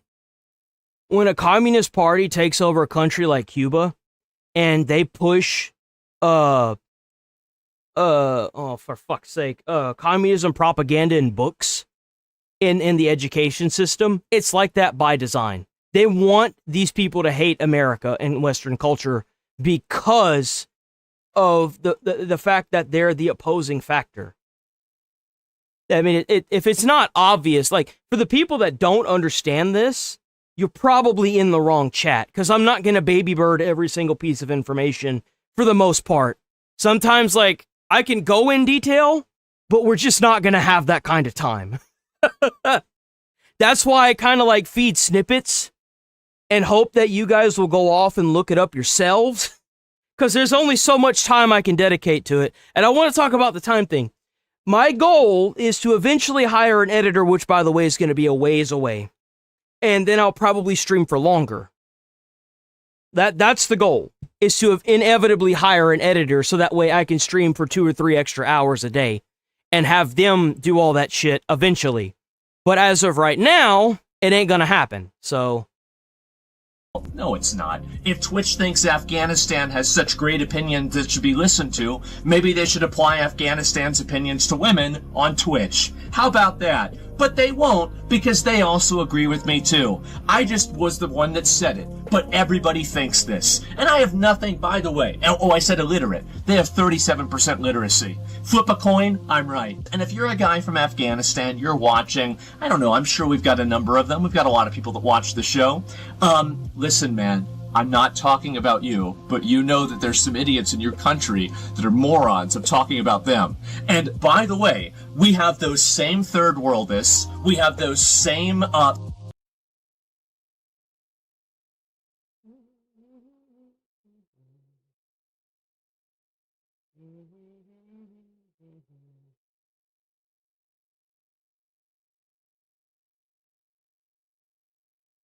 make sure it's the right person.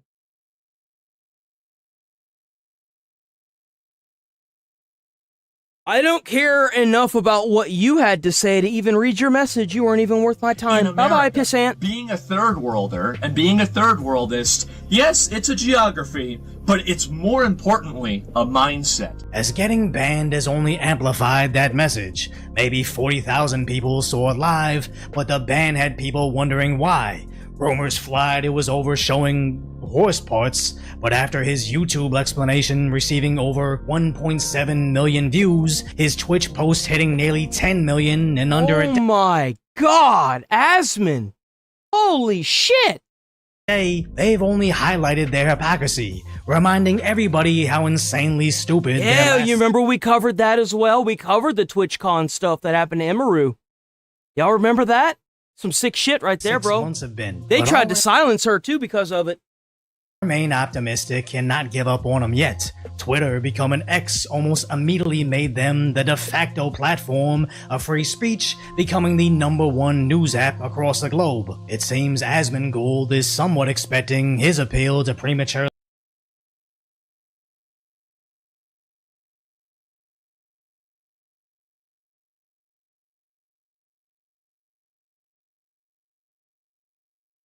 You know what I love about World War I and World War II? We might have been 2 years late, but you know what happened the second that the United States of America got involved? It ended. But you don't want to talk about that, huh? So what is it that you have a problem with that I'm saying? Because the only victims that I see currently are people like you. Because the majority agrees with what I'm saying. Whether you like it or not, you can cry about it, bitch about it, moan about it. At the end of the day, there's a reason why my channel's growing and somebody like Hassan's is sinking. So what is it that I'm saying where you've got to use a racial slur and call people victims?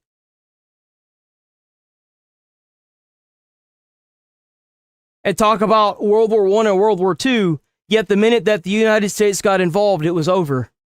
Like, the second that we got involved, we ended that shit. They cried and bitched and complained for America to join World War I and World War II. Japan had to bomb us for World War II. Like,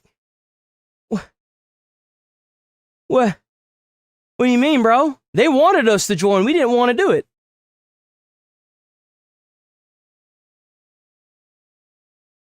Nothing? Oh man, what a pussy. Sound like the only victim here is the one getting pulled up front and center. Early end his ban, and since Twitch invited Remember, boys, you want to act like a victim? You want to act like a little roach motherfucker? We gonna treat you like one. Then we gonna ban you. On the platform, knowing full well who I am, these are all signs that Amazon may start to put profit over propaganda. So if you appreciate my concise, light-order commentary... Decoy. Okay. So now we got Fox talking about it, boys. What a day that Asman shit blows up so much that we got Fox News taking a fat dump on Hassan. Look, I know you don't watch MSNBC,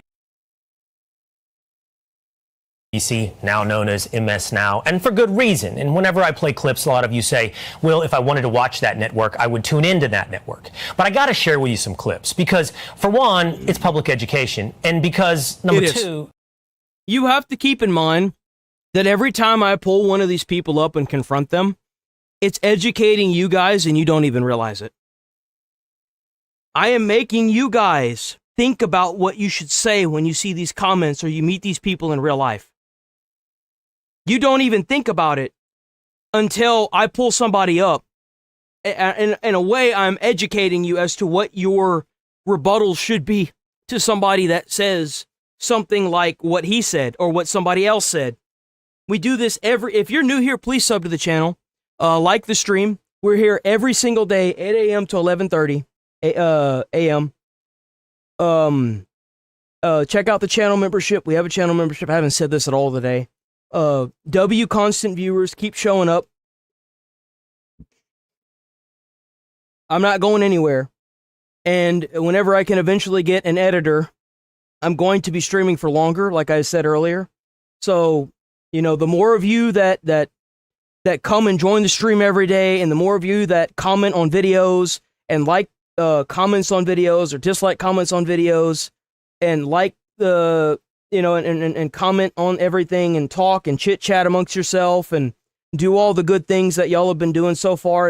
And the more you spread the word, the more people will come. So just keep that in mind.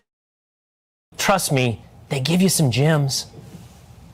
It could not be more tragically clear now that a whole civilization has already died. Nearly 250 years of the American presidency, all of that you should be scared when you hear a news person say this. You have to keep in mind, Ilhan Omar is trying to get rid of the Department of Homeland Security. You have places like Canada taking away people's guns. And now you have some place like MS Now talking about how the United States presidency has caused a lot of death. Remember a couple weeks ago I was talking about this is the end, this might be the end game, boys? Every day that I get on and I see something or hear something that's like this, I feel worse and worse about the fact that I might be right. whole civilization forming the presidency died with the elevation of Donald Trump to the presidency a second time. Wait, so this civilization is dead? But I'm here, you're here, some 300 million of us are here. And yet when President Trump speaks hyperbolically about the end of a civilization overseas in Iran, critics suggest he's going to kill 92 million, but by their own standards.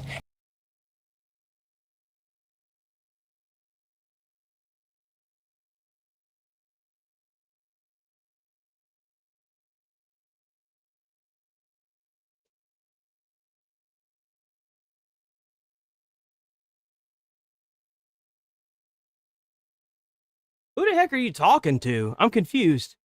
I don't know if you're talking to me or somebody else. Who you think communism just hates America, LOL. It does.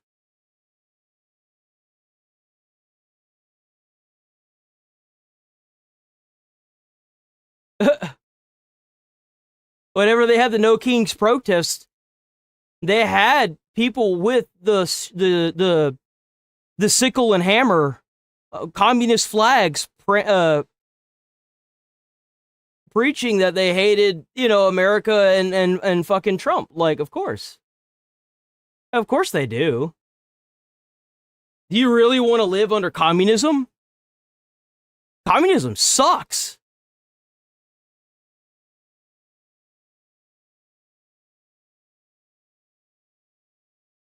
No, it's a mindset. Communism is a mindset. It's not just an economic system.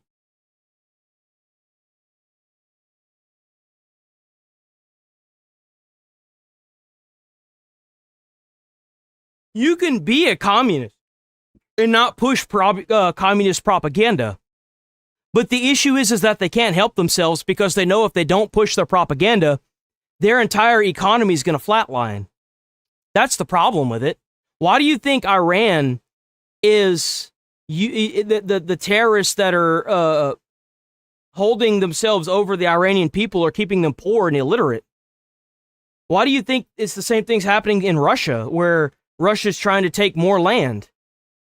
Communism it's not stable enough. Now, like a kingdom, maybe, but the issue with the kingdom is that you can have a good king for 60 years and then you get a bad king, and that usually leads to the death of the kingdom. Killing your countrymen to maintain your seat of power never works. They have tried this for thousands of years. They have tried, it didn't work with slavery to try and keep these people illiterate whenever they weren't allowed to read or write. It doesn't work. You have to maintain a balance of keeping your kingdom or your people or your fellow countrymen happy in order to stay in your seat. You have to be willing, whenever you get hired, whenever you get elected or put into a place of power, to maintain a steady amount of workflow and change bills and laws at a constant, steady pace the entire time. And that's the problem we have. When you got congressmen going on vacation instead of sitting down on the Senate floor 365 days a year, 12 hours a day, changing bills and laws individually to help people in America, you're asking for trouble. You can only maintain your place of power for as long as you're willing to cater to the public. That's a fact. And no kingdom, no government has been able to do that effectively. Even America's only been around for like 200 years. Like, it's just not possible. Definition of what a civilization is. Of course, we know that was not what was meant by President Trump. It'll never be possible as long as you keep getting rich people. That is the one falter that this government has. Seats. You can maintain a seat in Congress for 60 years. No. You want new people, fresh people that could be ran into the ground for like 4 years, and then they change seats. You get fresh people in there. You don't have to worry as much about like profiting, them making like insider trading and stuff, because the thing is you can get Joe to take this money from this corporation and pass bills, but you're not going to get Joe's son to do that if he doesn't want to. That's the thing. Like, they know that's not what was meant by President Trump. But they can't even get sane when the Secretary of War says our motto, our mantra in the military is leave no man behind. That is, of course, the old school version of the idea back when only men flew American military planes. That could have been a woman they were trying to rescue. How's it going, Allison? It might be a woman the next time. You see, leave no man behind, not gender inclusive, according to MS Now. Today, Vice President J.D. Vance encouraged us all, though, not to get cynical, not to trust and distrust every institution. He gave us a reality check on blackpilling. There's way too much, I didn't like this thing that the vice president said. You know what's so awesome about J.D. Vance? Is J.D. Vance solidified my vote when he went down to Minneapolis talk to the police, completely ignored the mayor and the governor, and got Minneapolis back in line, and then went out and talked in the press conference, and every argument those fucking people asked him, he knew about, and he had already came to a universal decision in his head what he wanted to say to that.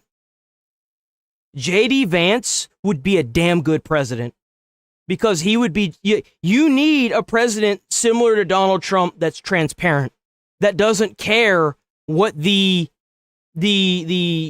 forced ideology is, that's going to break through the bullshit, break through the slop, and say the way it needs to be said. I don't want some fucking weak pussy bitch that's going to get behind the microphone and cry like a fucking 2-year-old the minute they have to talk about a couple downed soldiers. I want somebody that's going to stand behind that podium, stand strong, and know about what the fuck they're talking about. That's what I want. You got to make the hard decisions that will cost America's lives, then make it worth my fucking time. Give me something to fight for. Or I didn't like this thing that the president did, and I'm going to completely check out. We call that blackpilling in the United States of America, and blackpilling is how you give power to the forces that are trying to destroy what our ancestors built. We need to take power back from those people and build. Marco Rubio looking pretty good too. I'm not gonna lie, bro. I'm not gonna lie. If I see both of them on the ballot booth, man, I don't know. On the voting booth, I don't know, man. That's rough. That's rough. Of institutions that can actually save our societies. Blackpilling is cynicism. It's sneering. It's losing hope. It's losing inspiration. And it deserves to. They did it for 4 years, probably a little bit longer than that, but it really took off the past 4 or 5 years. It is, well, actually, it's more like 6. It's long overdue for, it's just a different version of cancel culture. Well, how dare you be proud of your country because of what it was built on? Bitch, do you understand that every country in the world is the way it is because of like, look at the Great Wall of China. That bitch is built in slaves. It's literally got slaves in the mortar. Fuck out of here. Every country in the world that is the way it is today is because of a war. Fuck out of here. This country, and there's reason at times to. You know what you get out of war? Slaves. You know what slaves do? They're forced to die for whatever the person in charge wants. Every country in the world. Sentiments. Perhaps one of those is an anti-American far-left commentator who is named Hassan Piker. He appeared at a campaign event in Michigan yesterday with Democrat Senate candidate Abdul El Sayed. The candidate was pressed on Piker's previous anti-Semitic, controversial views. Abdul, are there any views that Hassan holds that you disavow while you're with him right now? I'm not here to disavow people's views. I'm here to have a conversation about how to get money out of politics, put money back in pockets, and pass Medicare for all. That's the conversation that folks are here to listen to. This whole gotcha game, platform policing, cancel culture, I thought we were over it. He dodged that question because he knows the answer. It's not cancel culture to ask, why do you stand next to a man that calls for an open revolution, a communist revolution against the United States? Piker has said a world of outrageous and unacceptable statements. America deserved 9/11, dude. It. I'm saying it. We deserved 9/11, says Hassan Piker. And then a candidate needs to answer for why he stands next to this man. Sayed is... You know why he stands next to him? Because he believes the same thing. Isn't it obvious? He thinks the same thing. Is it like, well, you're not running a smear campaign on this guy. You're not going to, because he's being honest. If he says that he aligns with Hassan Piker, he is taking that ideology. That's what you need to be thinking about. You need to be thinking about how bad it's going to be if someone like this gets in charge. That's what you need to be thinking about. Stop trying to smear these people. It doesn't work. Think about how bad it's going to be if somebody like that gets in charge. That's what you need to be worried about. Using Piker, he says, to gain more attention. I'm not talking down to young people. I'm talking specifically to the challenge that they face. Part of the reason that it's so important for me to be engaged with somebody like Hassan is because he's talking to these folks every single day. And if we're serious about building a politics that unlocks for the folks who feel locked out, you've got to be serious about going to the places where they naturally are. There's a ton of people with big audiences. Is Abdul Al-Sayed going to appear on every platform? Will he go and meet Alex Jones? Man, what a nasty little worm. Ooh, what a nasty little worm, bro. Hold on. Wait a minute. Is it dark in mommy's basement, idiot? What a nasty little worm. Oof. Anti-American. I love America. America's the best country in the world. We got the biggest and baddest ass military in the world. We got a big black flying Dorito that is worth more than most third world shitholes GDP that can bomb and send you back to the Stone Age. We got the fucking, we're the richest country in the world. I love being an American. America's the best place in the world to live. Why do you think all these people trying to come here and take our homes and take our cars and import them into their country? Shit, we the best country in the world, brother. And anybody got a problem with that, you in the wrong chat. He says instead he has a message for all the critics who claim and call him a radical. I'm talking about Hassan Piker. The last 2.5 years, they smeared people like myself and people like yourselves and said that we were radical, said that we were wrong. And yet, we persevered and we understood.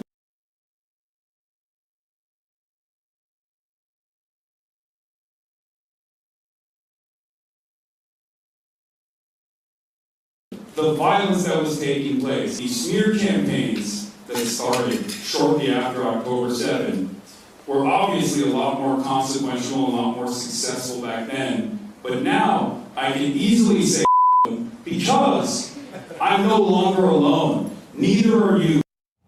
There you go. That's his message to you, to America. Fox News contributor Mary Catherine Ham joins me now. You know, the thing is, Mary Catherine, I'm gonna tell you this and everybody watching home today. Today I'm surrounded by high school students. I've got high school students with me today on the Will Cain Show. Almost to a man and to a woman, to be gender inclusive and appreciate Lawrence O'Donnell. They knew the name Hassan Piker. I don't assume everybody watching does know Hassan Piker, but they should know the name of the politicians and who they choose to stand next to. And I'm not going to listen to somebody go, oh, this is about cancel culture. No, we want to know. Do you? I think Hassan Piker doesn't. That's the thing. I don't think Hassan is as bad a person as everyone likes to give him credit for. I think Hassan Piker is audience captured. He has cultivated this mass group of audience that he has to agree with, or otherwise they will literally try to eat him alive, I think. Genuinely. Like, you know, like after Palestine and Israel was solved, his audience immediately turned to the dog shocking thing. Like, you see firsthand what these people are capable of and willing to do. And that's the thing, is that Hassan knows this as well, and he's probably terrified. Honestly. He's probably terrified of his audience. Agree? And do you stand with Hassan Piker? Yeah, I've watched him for a long time because it's nice to know what the other side is doing, and he's very clear about what he believes, and El Sayed is making very clear how far left he represents on the flank of this three-way primary for Michigan Senate for Democrats right now, and it's the question is how far will he pull the rest of the party while he's doing that. But just to point out how bad this is, Hassan Piker has said many gross things, including, as you said, saying that we deserve 9/11, making excuses for sexual violence in October 7th, etc. But just less than a month ago, there was a Hezbollah-inspired attack by a guy who had two Hezbollah brothers in Lebanon on a Michigan synagogue with a preschool. Yes. Now, El Sayed is campaigning in Michigan. And these are the same people that want you to feel bad because a Patriot missile hit a school. Remember that. They want to use morality to suppress your voice. You just have to think about what they've done. And it all falls apart. That's the thing. Don't even know where the Patriot missile came from. But we're going to sit here and cry about it. The minute Trump says that he's going to bomb bridges and bomb nuclear power plant, or not nuclear power plants, but power facilities, they immediately bus over all these people to stand on the bridges and stand around the power plants. Come on, guys. Come on. You really going to continue to use the moral high ground whenever you're literally building it on you're building it on glass, not even the good glass, like standard single pane glass. What are you doing? With a man who says Hezbollah's flag is his favorite because it's dope. That is what we're talking about. That's how blatant they are about it. And he's going to say he doesn't have to disavow any of it miles away. Again, it's not because of a moral grandstanding. He is saying that he aligns with Hassan Piker fully. And that's why he is saying he's not going to disavow it. He's telling you that he likes the fact that 9/11 happened to America and that America deserved it.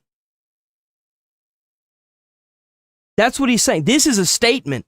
And if you're too goddamn stupid to see it, we got a big problem in this country. It's a statement. He is standing by everything Hassan has said.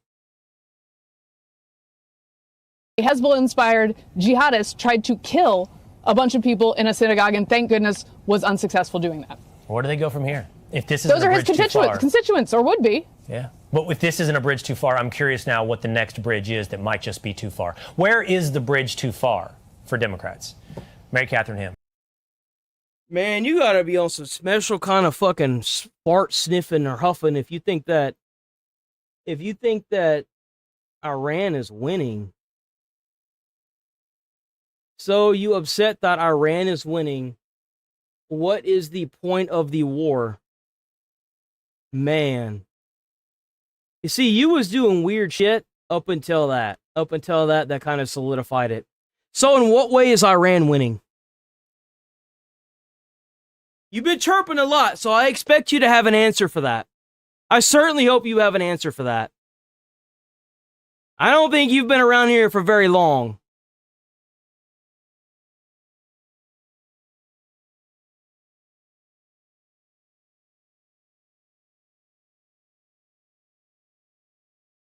I'm asking you a question. In what way is Iran winning the war?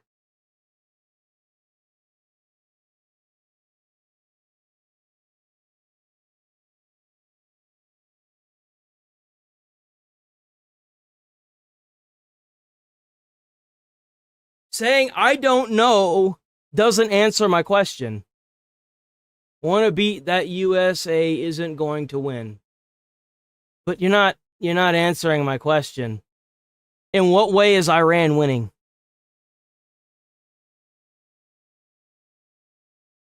I give you one more chance.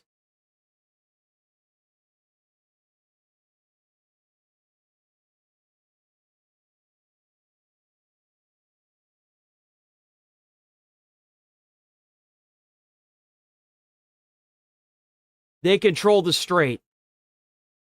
That's it? That's all? Man! Woo! Damn! What's the matter? This BS about bombing the kids' school didn't work, so now we gotta say they're winning because of the strait? That's crazy. Man, we own their entire airspace. We're still bombing the shit out of them. They cry like little bitches to come to the table, for America to come to the peace talking table after we gave them 2 weeks. And we've lost a total of 13 U.S. men as opposed to their 3,000 to 5,000. We've deleted every single one of their fucking Navy boats. They're now coral reefs at the bottom of the ocean. And Trump is going to be hailed as a fucking environmentalist. And somehow magically, because they own the one thing that America really doesn't need, you do realize that America has reserves of oil and that it never really, I mean, it made the prices go up a little, but it doesn't matter. We own their airspace. We sank their navy. They have no fucking, like, whenever I see videos on Twitter of people playing drone sounds and I see IRGC members running for the hills, bro, you ain't winning that shit. We killed 2 of their full administrations. Bro, everybody got missiles like it was an Oprah show. You gotta be on some special kind of copium. Whatever the fuck you need, man. I need some of that shit.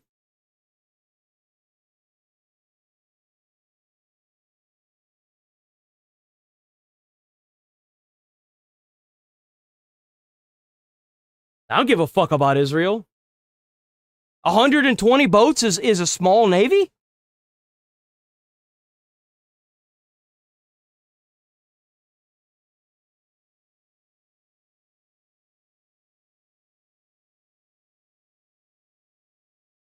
Who's we? America or Iran? Who's we?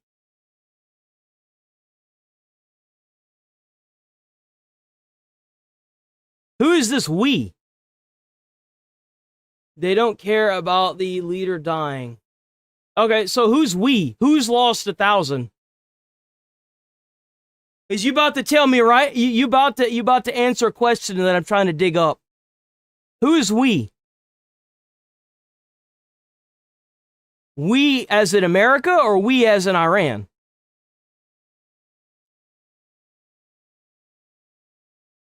I don't believe you. I think you're lying. I think you're a third worlder. I think you're lying.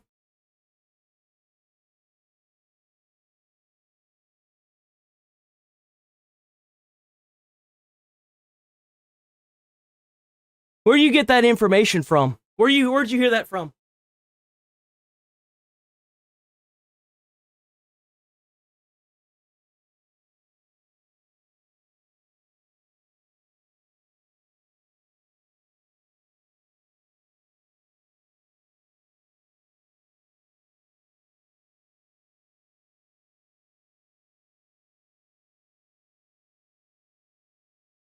Tacoma?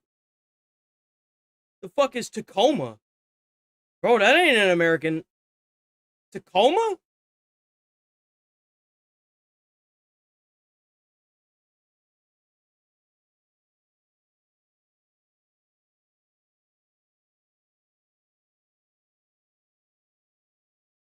Tacoma?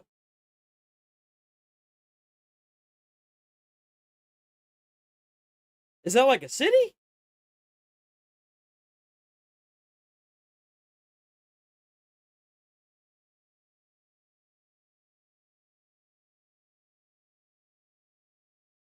Thank you. The fuck? You know how many Tacomas are in the U.S.? Tacoma doesn't tell me shit.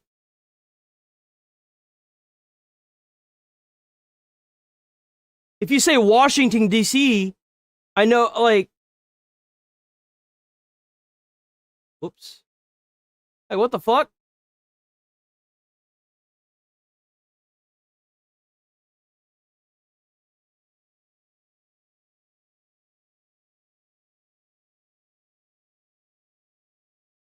Bro trying to say a fucking, a city and a state.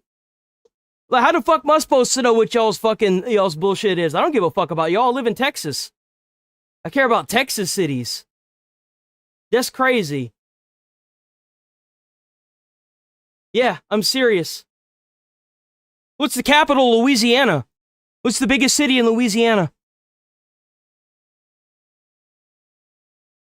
What's the biggest city in Louisiana?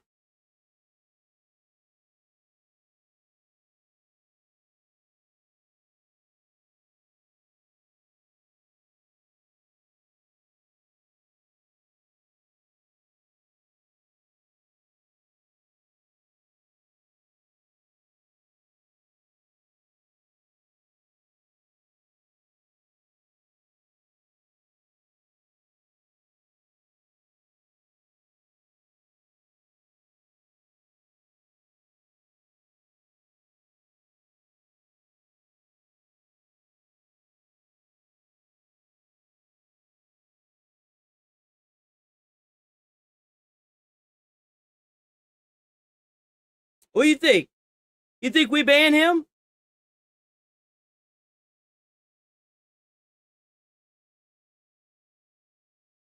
Here.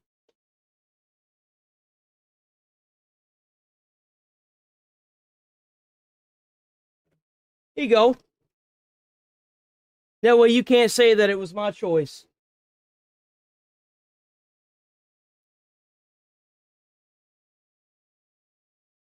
You think we ban him?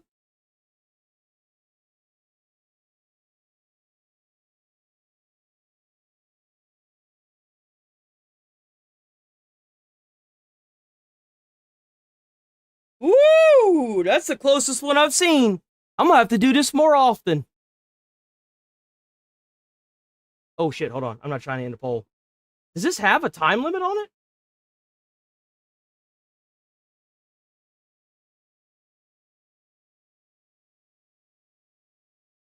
Damn! Man, it ain't looking good for you.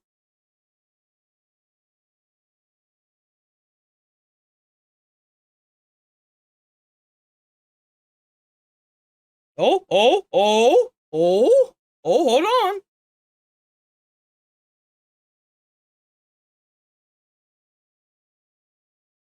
And this, my boys, is what a democracy looks like. Smells like success.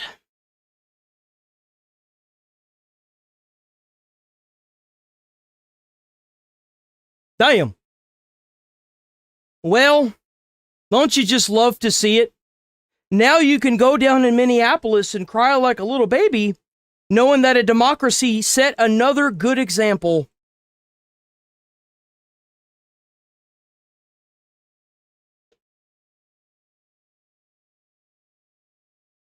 Always good to see you. Thank you.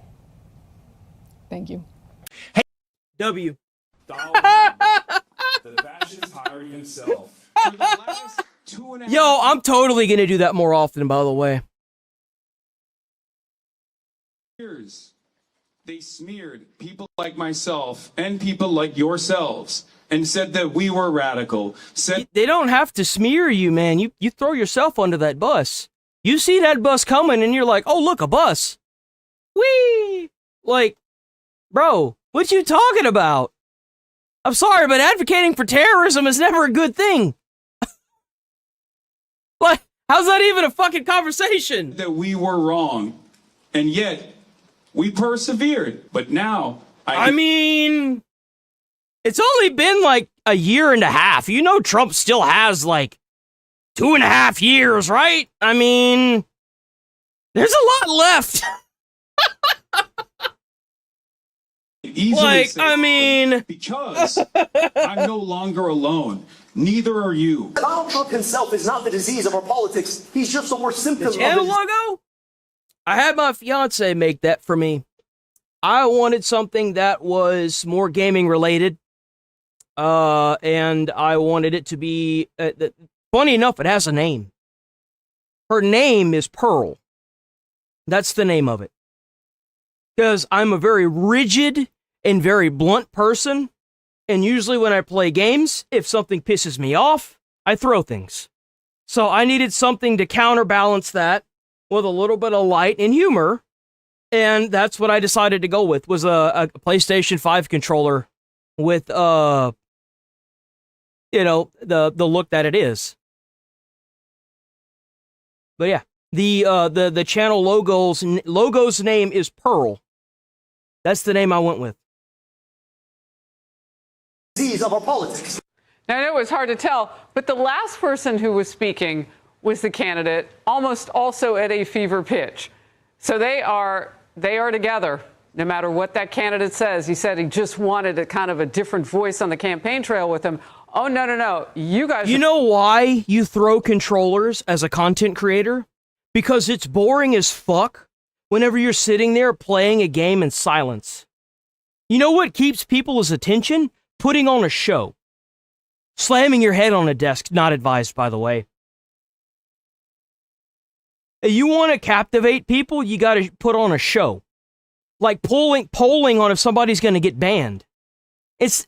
There is so much more behind being a content creator that you'll never know until you're behind the curtain. You can't just go live and expect people to show up. It doesn't work like that. I talked about being, if I get enough and I finally get an editor, I want to hire I want to buy 2 pallets of keyboards, and I want to destroy an entire pallet of keyboards on stream and give away the other to the community. That's what I want to do. It's not just about playing a game. It's about putting on a show. The sooner you understand that, the sooner you'll be a streamer, a successful streamer. Anybody can turn a camera on and say stupid shit behind the camera, but are you keeping people engaged? That's the question. Close. Radical left influencer Hassan Piker was the first man you saw there deepening. It's not that they know nothing. It's that if you don't know, I don't mind explaining it. That's the thing. And then it's not even just about keeping people engaged. It's luck too. Like a lot of luck. When are things going to line up just right for you to start getting views and it finally going somewhere? It's a lot of luck. It is. Among Democrats headed into the midterm elections. Last night, appearing on stage at 2 Michigan campaign rallies with the Senate candidate Abdul Not a lot of people know that. A lot of people think that going live is just turning on a camera and then streaming to a bunch of people. That's not how it works. I spent a long time streaming to one person, and he's in the chat to this day, God and a fish. To this day, he's still here. And you know what's crazy? I talk about immigration. I talk about veterans, and he's both. He joined the military as an immigrant. I'm not going to say where he's from because that ain't exactly my business to put out there unless he wants to. And he is a veteran that lives in America and has a job. And you know what? I don't look at him any different than any other American. Moderate Democrats have condemned Piker for his long history of offensive and anti-Semitic comments like this. This is so insane. America deserved 9/11, dude. I'm saying it. I don't have any sort of patriotism in my heart. Yeah, and you want to say that I'm anti-American. I love America. I love America. America is so privileged and such an amazing place to be born in. It's an amazing place. America's probably one of the few places in the world that's truly free, where you can get into somebody's comments and say something stupid and not have the fear of the police knocking on your door to lock you up for having an opposing political view. Now, if you want to go out there and freeze your nuts off like they did in Minneapolis, you want to go out there and freeze your nuts to your leg and burn down buildings and set shit on fire and destroy federal vehicles and try to run police over, big fucking surprise, you're going to have some repercussions for that. But just in general, it doesn't matter if rapes happen on October 7th. Like, that doesn't change the dynamic for me. Even damn it, why didn't they censor that? God damn it, Fox. Why the hell didn't you censor that? This much. So he's anti-American and he's proud of it. No place in his heart for this country. That's not enough for El Sayed to keep his distance, to say that he and Piker are not together. Piker has millions of online followers that could translate to voters.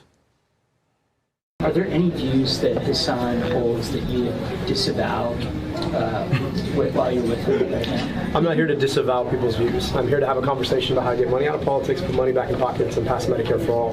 That's the conversation that folks are here to listen to. This whole gotcha game, platform policing, cancel culture, I thought we were over it. Yeah, I know, right? I thought we were over it. Why is it that Asmongold got a 7-day suspension for saying literally nothing? That's a good, maybe he's onto something there. I thought this cancel culture was over. Why is it still happening? That's interesting. That's really interesting coming from him. Those lawmakers on the far left, like Senator Bernie Sanders and House members Ro Khanna, Rashida Tlaib, Pramila Jayapal, and Summer Lee, are backing El Sayed's Senate bid. Garrett Tenney is in East Lansing, Michigan. This story is red hot there, Garrett.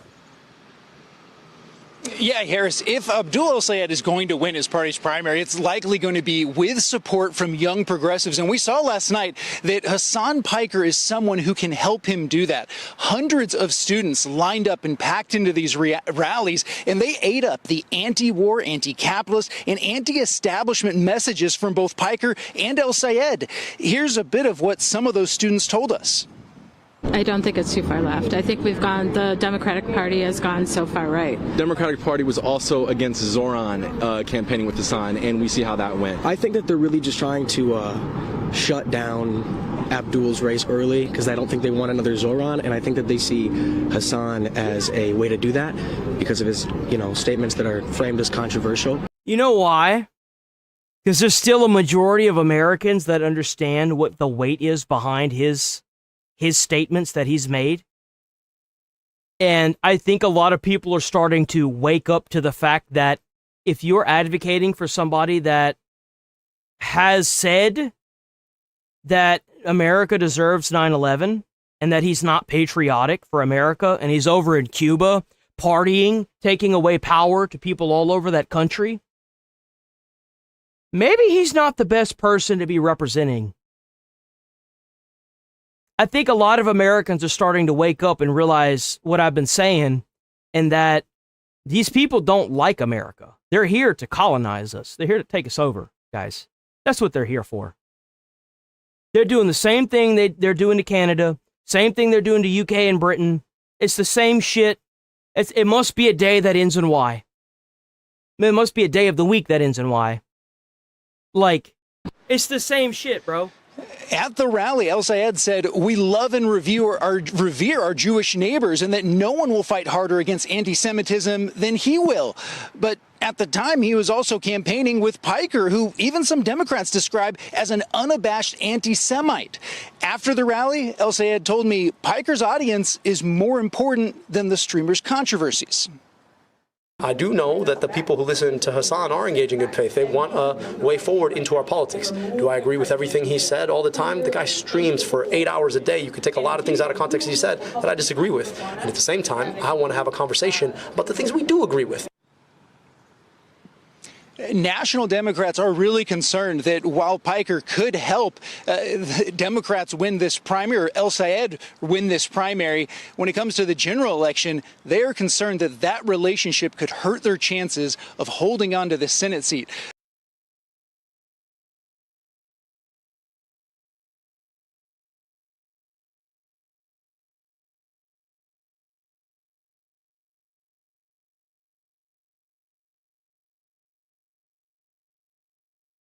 You ain't even worth the conversation, guy. Bye. Both Piker and El-Sayed told us last night that is not something they are worried the least bit about happening. Harris? Garrett, thank you very much. I want to bring in focus now. Clay Travis, Outkick founder. Look, you are an expert in the digital world, and you're also a lawyer. So I have to ask, when you hear Hassan Piker say there's not any kind of a place in his heart for America, there's no confusion around the fact that we are not the country that he loves. Does that help Democrats win, and how problematic is it really? I think, sadly, it probably does. Yeah, you know why the demographic is there giving him support? Because these states are trying everything in their power to maintain these illegals in their states so that way they can maintain their voting power. That's why. Why do you think Minneapolis was fighting so hard to keep those illegals there? They deported so many illegals, they lost a seat in Congress. Let that sink in. These motherfuckers are importing so many illegals that they lost a seat in Congress. That is insane. Help Democrats win a primary, because there are a lot of Democrat voters that don't like America and think America is an evil on the global stage. Welcome back, and what I think this is symptomatic of, Harris, is a desperate attempt to connect with online, particularly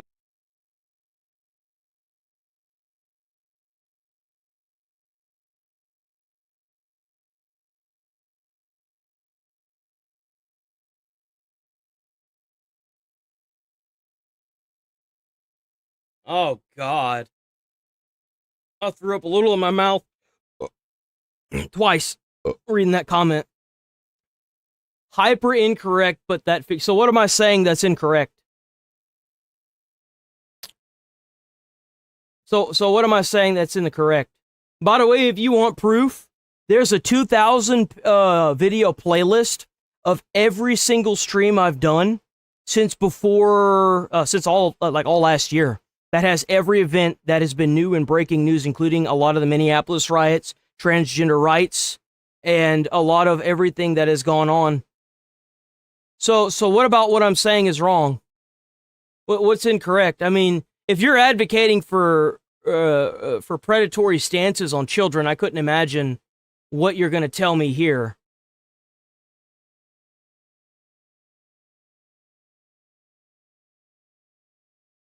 I know you didn't just come up in here and roach out the minute you got pulled, did you? I certainly hope that's not what I'm saying.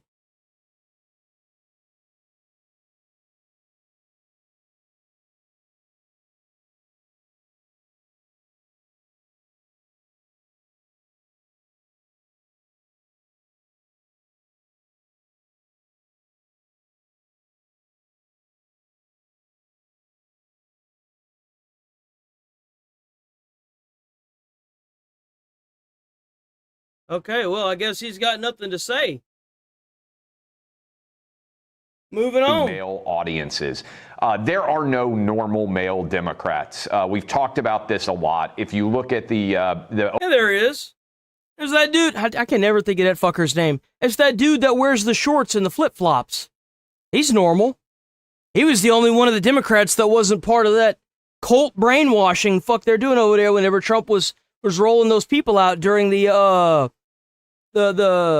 fuck.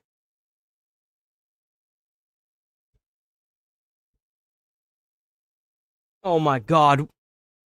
I can't think of shit right now.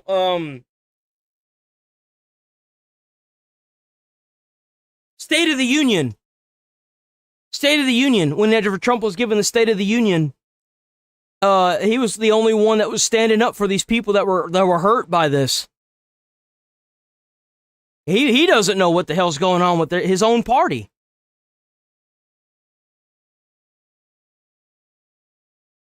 Overall breakdown of gender, Democrats are hemorrhaging support with young men. And so as a result, they're recognizing that they have an issue. The problem is, I don't think they're addressing why they have that issue, which is they turn their back on the idea of traditional masculinity. And so they are sort of desperate. I am not a big fan of being called boy.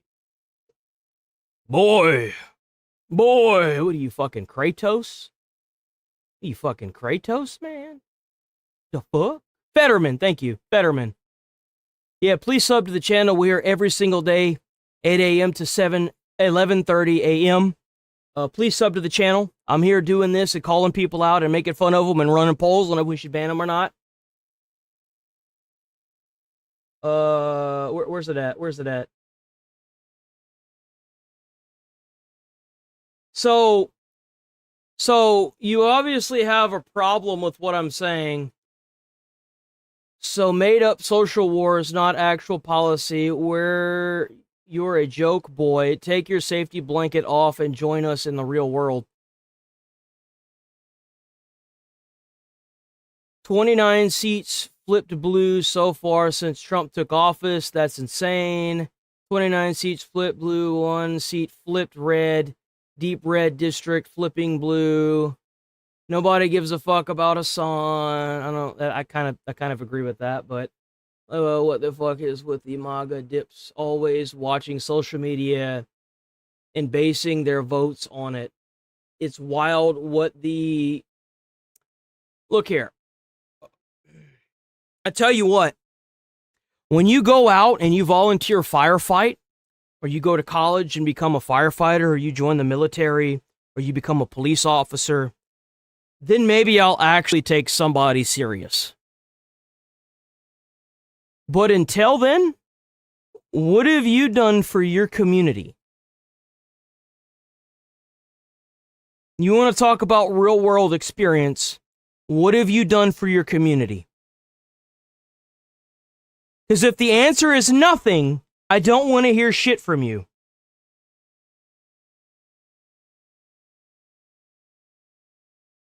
Safety blanket and crying about made-up social wars, so yes, boy. Okay, so what have you done for your community?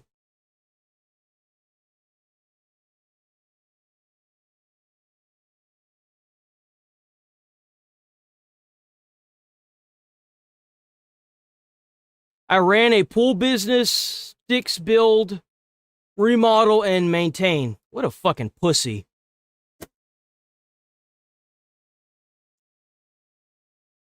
You know what this is? You know what this is? It's a firefighter glove. It's for bunker gear. You know how many times I've given CPR to somebody with these gloves on?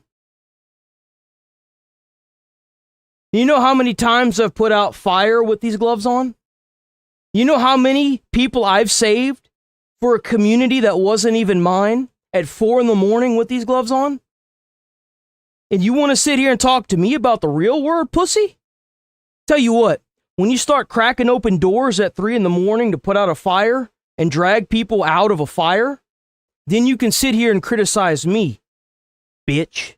I'm not going to call you boy, because you're just too damn ignorant. You's a bitch.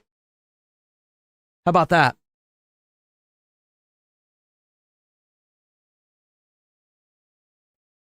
I was paid $67K a year to do that. I also worked at the United States Postal Service, and I also worked as a school bus driver. I'm 31 years old. I have a class, damn,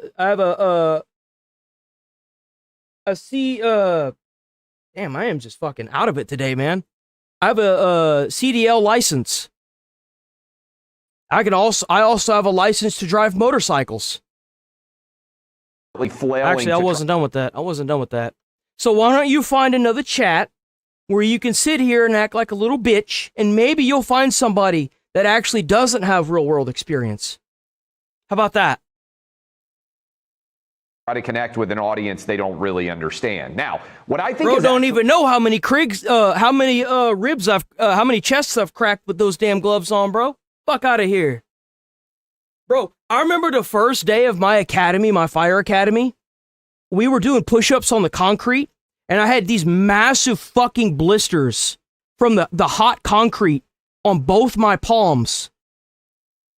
And like, I had to pop them because they were fucking me up, right? The next day.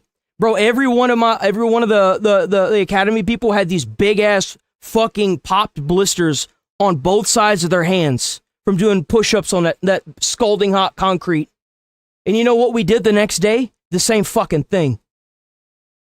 I had bruises on the side of my fucking my side from carrying ladders on ladder day. We had to carry ladders, 300-400 pound ladders for days. It was called ladder week. You know what we did? We got out in the same fucking parking lot, and we each had to pick up a ladder that would leave massive bruises on our side in bunker gear in the Texas summer heat. I almost had a guy pass out in front of me. Bro had the ladder, and I was like, bro, where you going? He's going this way. I'm like, bro, where you going? Where you going? Where you going? And he's like, oh man, I'm seeing spots right now. You know what happened that day? Someone who was pissed off ran over to the fucking, the bunk out area, took his shit off, went home and quit. Their job wasn't just to train us. It was to roach out the pussies. That's what their fucking job was. They wanted to make sure, those captains that ran that academy wanted to make sure that if we got hired, we weren't going to get ourselves killed or somebody else killed. Don't talk to me about being a boy, bitch. You don't know what, unless you've put out something as substantial as that, you've been in the military and know what it's like to fight along somebody else, don't talk to me, man. Especially don't come up in my comments with that mentality. You're going to get called out, you're going to get fucking embarrassed, and you're going to get banned. And you're going to be content later. That's what's going to happen to you. Keep the name calling to yourself. Really super significant. Oh, wait, sorry. I saw that there was a donation. Hold on. Where are my manners? Sorry, I was so busy talking about other people's manners, I forgot my own. W beat Shaman Bondi Sydney shooting on YouTube. Camera lens foggy. I don't know what that means. Bondi Sydney? Who the hell is Bondi Sydney? I don't really think I should be watching a shooting nor a camera. The lens is probably fuzzy because they don't want you to see it. I mean, they probably have some kind of filter on it.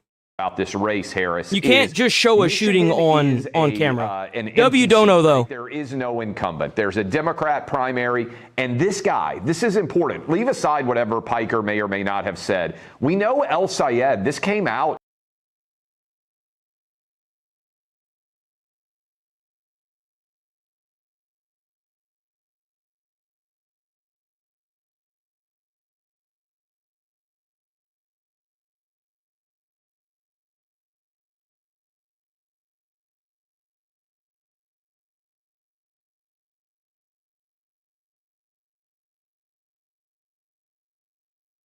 Only thing you fought was paperwork.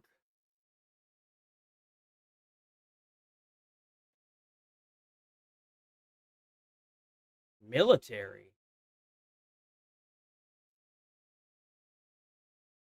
Bro can't even listen to what I'm saying. What the hell? Like, it should be a bigger story than it was. He, on tape, was caught discussing with his top advisors the fact that he... I didn't stay a firefighter because the whole reason why I became a firefighter was because I wanted to be a YouTuber. That's why. I heard about the 48-96 schedule, which is 2 days on, 4 days off. And I walked over to the station, or actually I drove over to the station around where I lived. And I asked them how they liked their job, and they all said it was the best job in the world. If I get suspended off of every platform tomorrow, I will probably be trying to attain my firefighter stuff again. It was absolutely the best and most fun job I have ever had. I loved it. If you walk, and you can do this yourself, go to a fire station, knock on the door, ring the doorbell, and ask them how they like their job. Every single one of them men that are going to walk out of there are going to tell you it's the best job in the world. I got hired at the one department in the entirety of motherfucking Houston that had a 24-48 schedule, which is 1 day on, 2 days off. And they forced hours. So I was usually working 2 days on and 1 day off. Whenever you have to drive 45 minutes to get home, and you caught fires the night before, and you have to get up at 4 a.m. or 3 a.m. the next day to go back in for another 48-hour shift, well, that doesn't really leave you a lot of time to do jack shit. So, and they couldn't keep people because of the schedule. Everyone that got hired with me was gone within that week. There was 2 people that stayed. 3. Me and 2 other people. One of them doesn't like fire. One of them that got hired with me was scared of the fucking nozzle. So technically only 2 firemen were hired. And the other person that got hired with me was with me in my academy.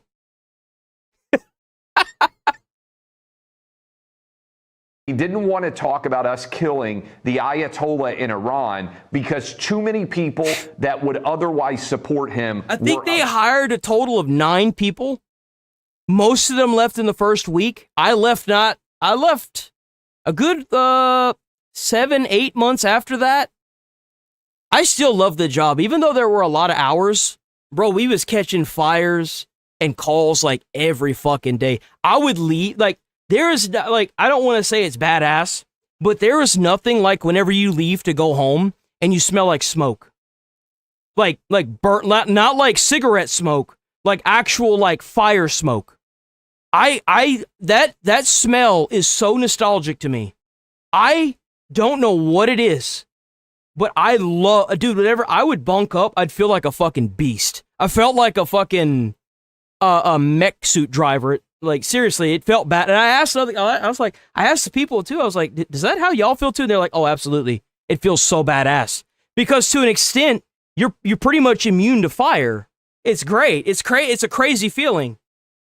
Like, whenever you inhale and that rebreather opens up, You hear that? That, I don't know what it is, man. It's just so fun.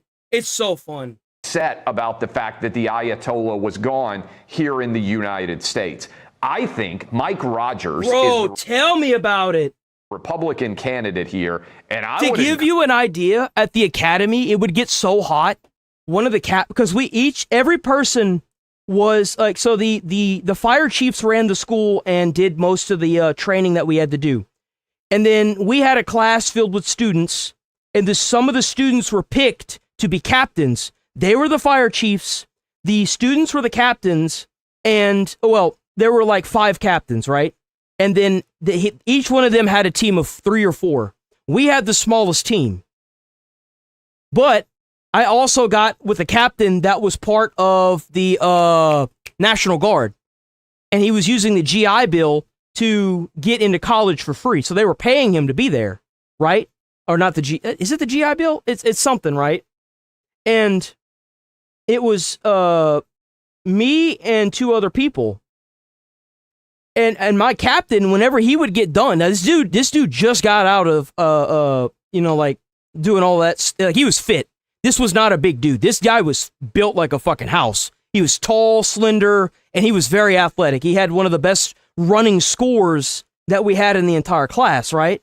So he had stamina. He would turn his boots over from his bunker gear, and it would just pour out water. So like, and I'm like 26. This dude was 23. So, like, the fact that I was able to keep up with a lot of these guys at, like, almost, like, 5 years their age, I think I'm in pretty good shape. I may be a little bit chunkier now than I was then, but I can still put out a fire. I can still do it if I need to. I need to hit the weights a little bit more if I wanted to go back to firefighting, but as far as stamina, I still got it. Encourage Democrats to go out and support El Sayed, to get behind everything that Hassan Piker has said about not loving America and believing that Jewish people are responsible for what happened on October 7th. Because guess what? The average swing voter in Michigan is not going to respond well to this, Harris. And remember, if Michigan goes red, if Mike Rogers wins this race in Michigan, the map is over for Democrats. There is no way that they can even contend in the Senate if they lose Michigan, Georgia, or New Hampshire. 3 battlegrounds where it's a blue Senate seat right now. This, to me, is a big story. I think lots of Republicans should want these guys to campaign. I want to make this clear. Like, there are a lot of chunky firefighters that can still put out a fire better than the most athletic people. And you know why? A lot of people don't seem to understand this. Whenever you know how to pick somebody up, or you know how to throw a ladder, or you know how to handle a fire hose, or you know how to control your breathing when you're in bunker gear and everything around you is hot as fuck, it doesn't matter how chunky you are. What matters is the skill that it takes, and that's what they taught us at that academy. And every skill that I learned at that academy, I utilized whenever I worked as a firefighter. Every single skill was tested. And it like having the captains walk up to me, and some of them being so scared of me that they wouldn't work with me, was an amazing thing. Because every job I had worked at prior to that, they treated me like shit. But whenever I showed my experience, whenever I showed what I could do, they fucked off. I got to do pretty much whatever I wanted. Because they knew that the minute that we caught a call, I was going to be the first one that would wrestle that hose away from whoever's going to get it and be the first one through that damn door. Every time. Every time. I did not fuck around. I loved that job. That job was fun. I didn't think much of it at first, but then, like, the more I started showing up to classes, the more I started showing up in the, like, once I got my first day as a firefighter, I like, it kind of hit me. I was like, I still ain't a firefighter. I ain't done shit. I told myself that too. I was like, I haven't done shit. You ain't shitting, man. You ain't done a damn thing. And then I caught my first fire. It was a bitch too. It was a blazer. Put it out. First on scene. It was a fucking blaze. And from that point forward, I was like, nope, I'm a firefighter. You ain't gonna take that away from me. I have fought fires. I've done the mile. You ain't gonna convince me otherwise. everywhere, and I encourage it. Ever since then, it was all uphill. I put out fire after fire after fire the entire time I was there. El Sayed to be the nominee because I think he'll lose to Mike Rogers, which would be a big win for Trump and Republicans and Mike Rogers. Look, when you say, or when you hear Abdul El Sayed say, you know, one of the reasons this guy is so powerful next to him is because he streams for like 8 hours a day. And while he might not, yeah, you stream for 8 hours a day. And he said, I may not agree with everything he says. I don't know if that's the shouldn't you do most of the talking as the candidate? Well, I think it's a desperate attempt to try to bring in someone who has a bigger audience than you do and try to from what you just described in Michigan, that would be pretty much anybody running against Al Sayed in terms of having a... fuck forestry. Man, oh, dude, I couldn't imagine being a forest firefighter. Oh, God, that sucks wieners, dude. I couldn't imagine. Oh, dude. It's no different than whenever you actually have to work at a fire department that has like a high-rise building. Dude, fuck that. Oh, fuck that. Dude, I heard that Houston was paying $35,000 a year, and I was like, really? How many high-rises they catch? And they started listing off the ones that happened in the past 3 days, and I was like, nah, not for no $35,000 a year. Yeah, ain't no way in hell I'm gonna be bunked up going up 37 flights of stairs to the top of a building because the elevator don't work. And then having to catch that fire, fuck that. No, I'm good, bro. Bigger audience. Not for that. That's 100% true, Harris. And that's why I think that if I'm a Republican operative in Michigan, I'm saying hold way more rallies. Remember, when all this information came out about him refusing to even discuss the assassination of the Ayatollah, his support in the Democrat Party went up. There's lots of young people out there that I think are going to respond in a favorable way to this. I hope, Harris, that El Sayed is the nominee, and I hope Hassan Piker helps him get there because he's going to lose the general. Clay, thank you. Always good to have you. Hey, it's Will Kane. Click here to subscribe to the Fox News channel on YouTube. It's the best way to get our latest Hezbollah trading blows throughout the night as Middle East nations continue to test the fragile Iran ceasefire deal. So this comes ahead of this weekend's high-stakes direct talks in Pakistan, led by Vice President J.D. Vance. Chief Foreign Correspondent. Woo! J.D. Vance about to put the hammer down, boys. Ooh, they better look out over there. Correspondent Trey Yinks is live in Tel Aviv with the latest. Hey, Trey. Yeah, hey, guys, good morning. Direct talks are set to take place in Islamabad, Pakistan this weekend, led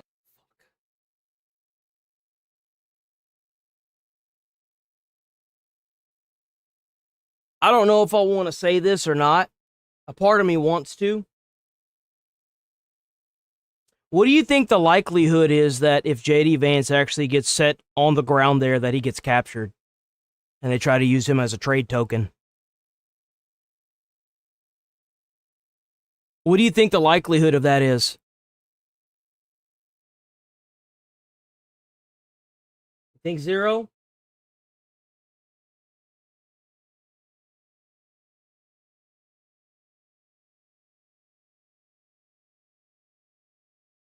I wasn't going to say it. I wasn't going to say it.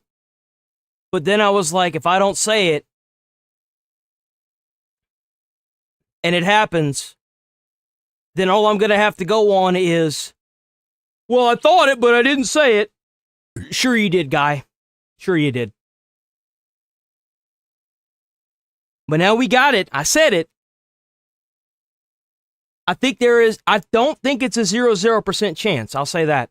I don't think it's a high chance, but I think there is a percentage chance that they may be plotting something. Probably below 10%, maybe even 5%. But the fact that there is a percentage there at all is concerning.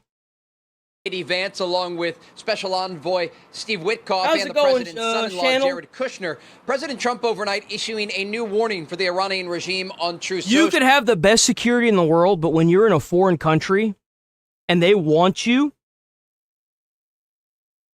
the issue is unless you're willing to mobilize the entire United States military to ensure your safety, and you're in enemy territory or in a territory you don't particularly know, man, That's a rough patch. He said in part, quote, all U.S. ships, aircraft, and military personnel with additional ammunition, weaponry, and anything else that is appropriate and necessary for the lethal prosecution and destruction of an already substantially degraded enemy will remain in place in and around Iran. I hope you're right. I hope you're right, Beat Shaman. I do.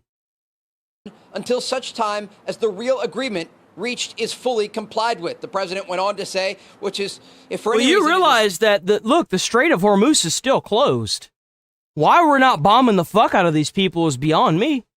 Not, which is highly unlikely, then the shooting starts. Now, all of this is taking place as eyes remain focused on the Strait of Hormuz.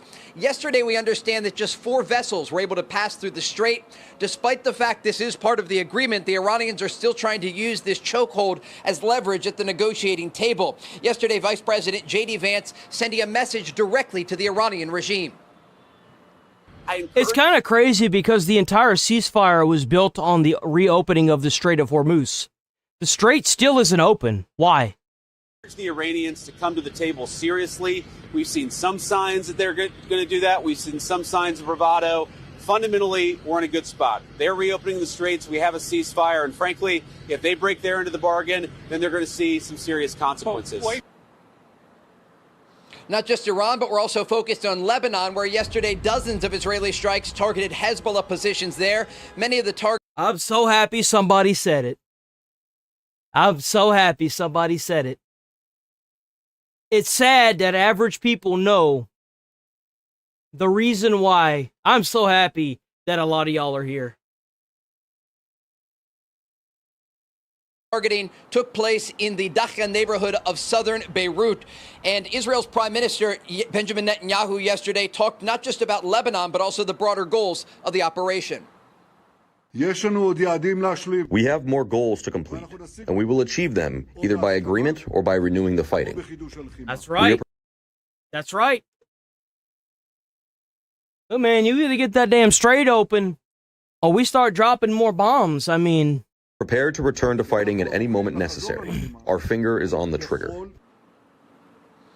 A senior Israeli official telling Fox News that yesterday 200 Hezbollah combatants were killed in those dozens of strikes across Lebanon. We also understand there were many civilians among the dead. Guys?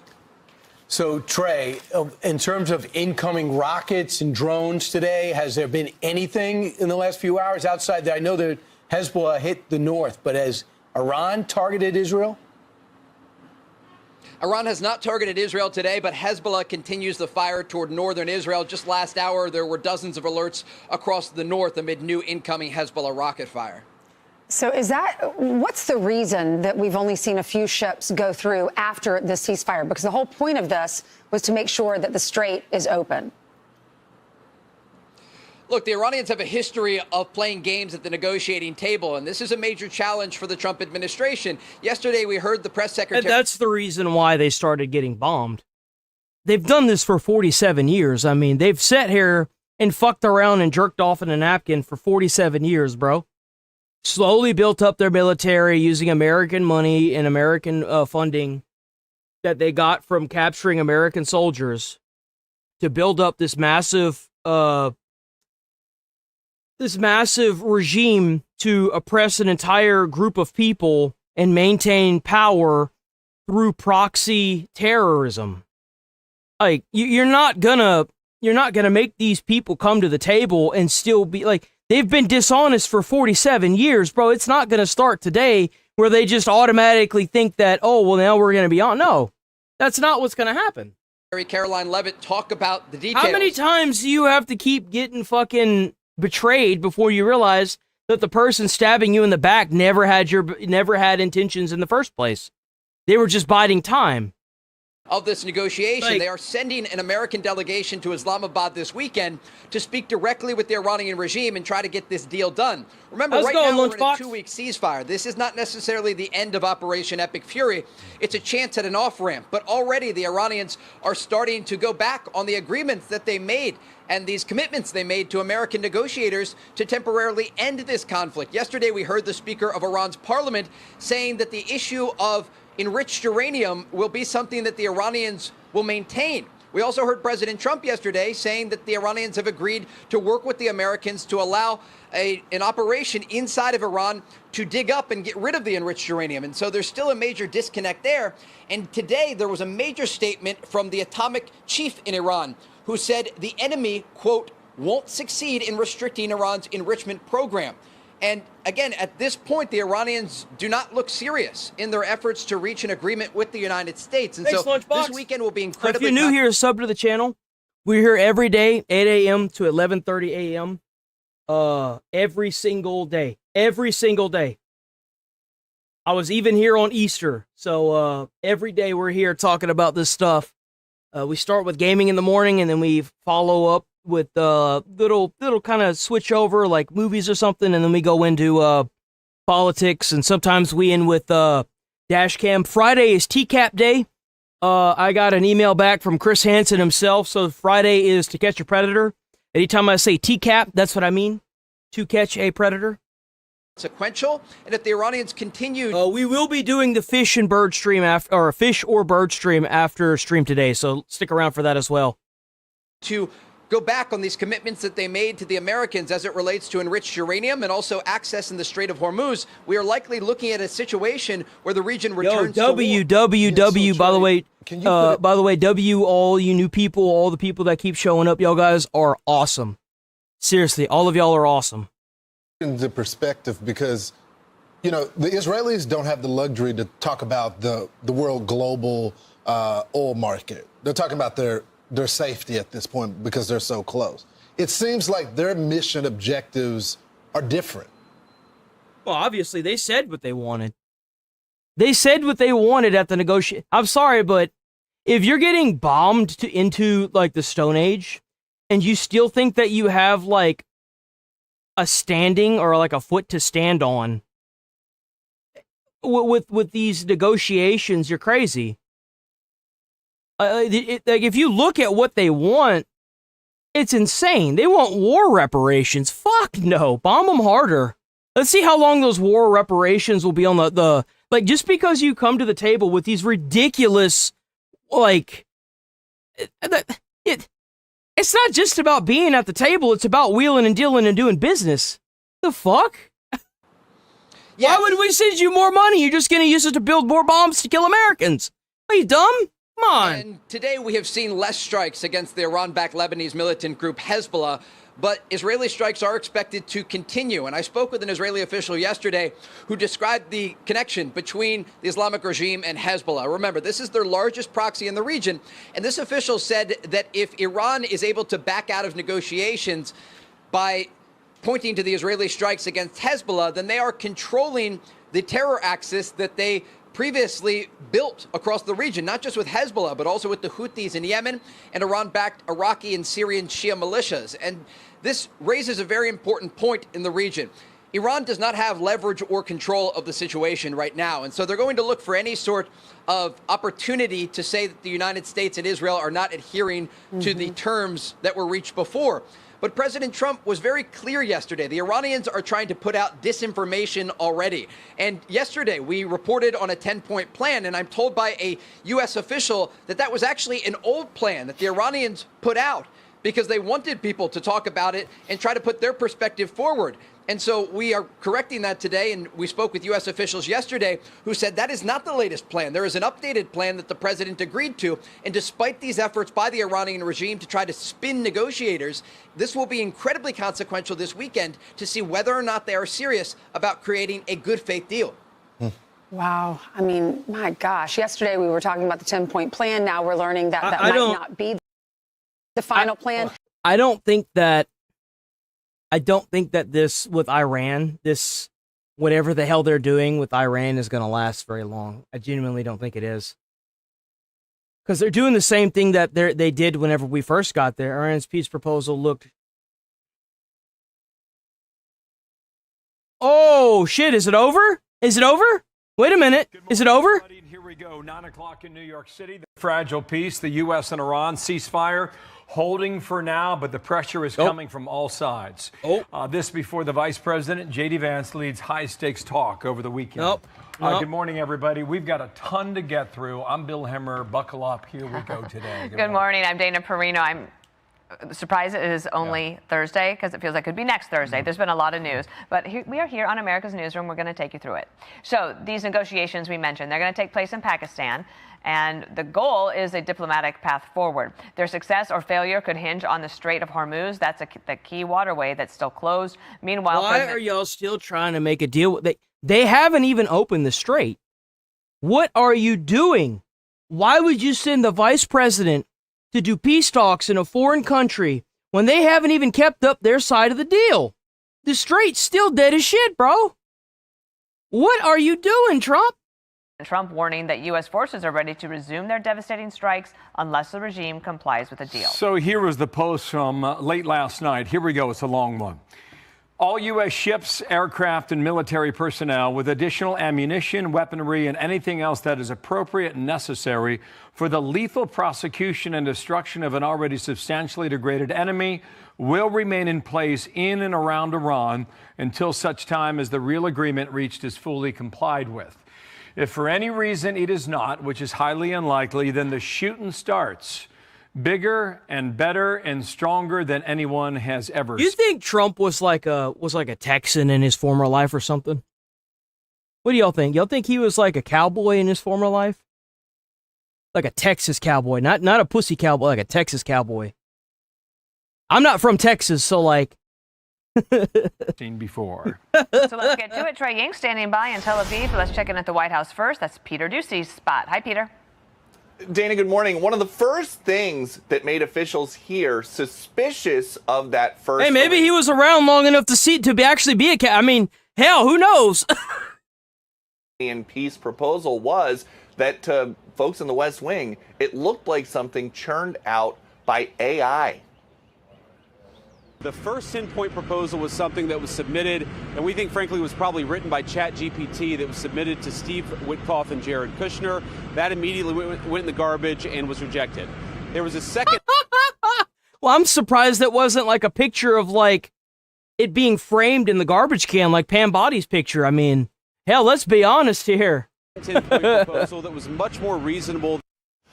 That's where funny. We're at. Vance is now on deck for his biggest assignment as vice president so far, leading these peace talks in Pakistan Saturday. President Trump will be watching from the U.S., where he is still stewing about military allies who left us hanging during epic fury. The president writes, NATO wasn't there when we needed them, and they won't be there if we need them again. Remember Greenland, that big, poorly run piece of ice.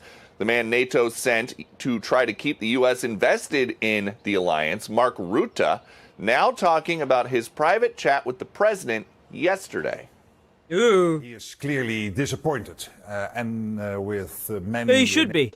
Whenever you're paying as much as America is paying into NATO, and you're supplying the biggest portion of military for NATO, and the minute that, not that we needed their help, but it's the fact that if we did, we wouldn't get it.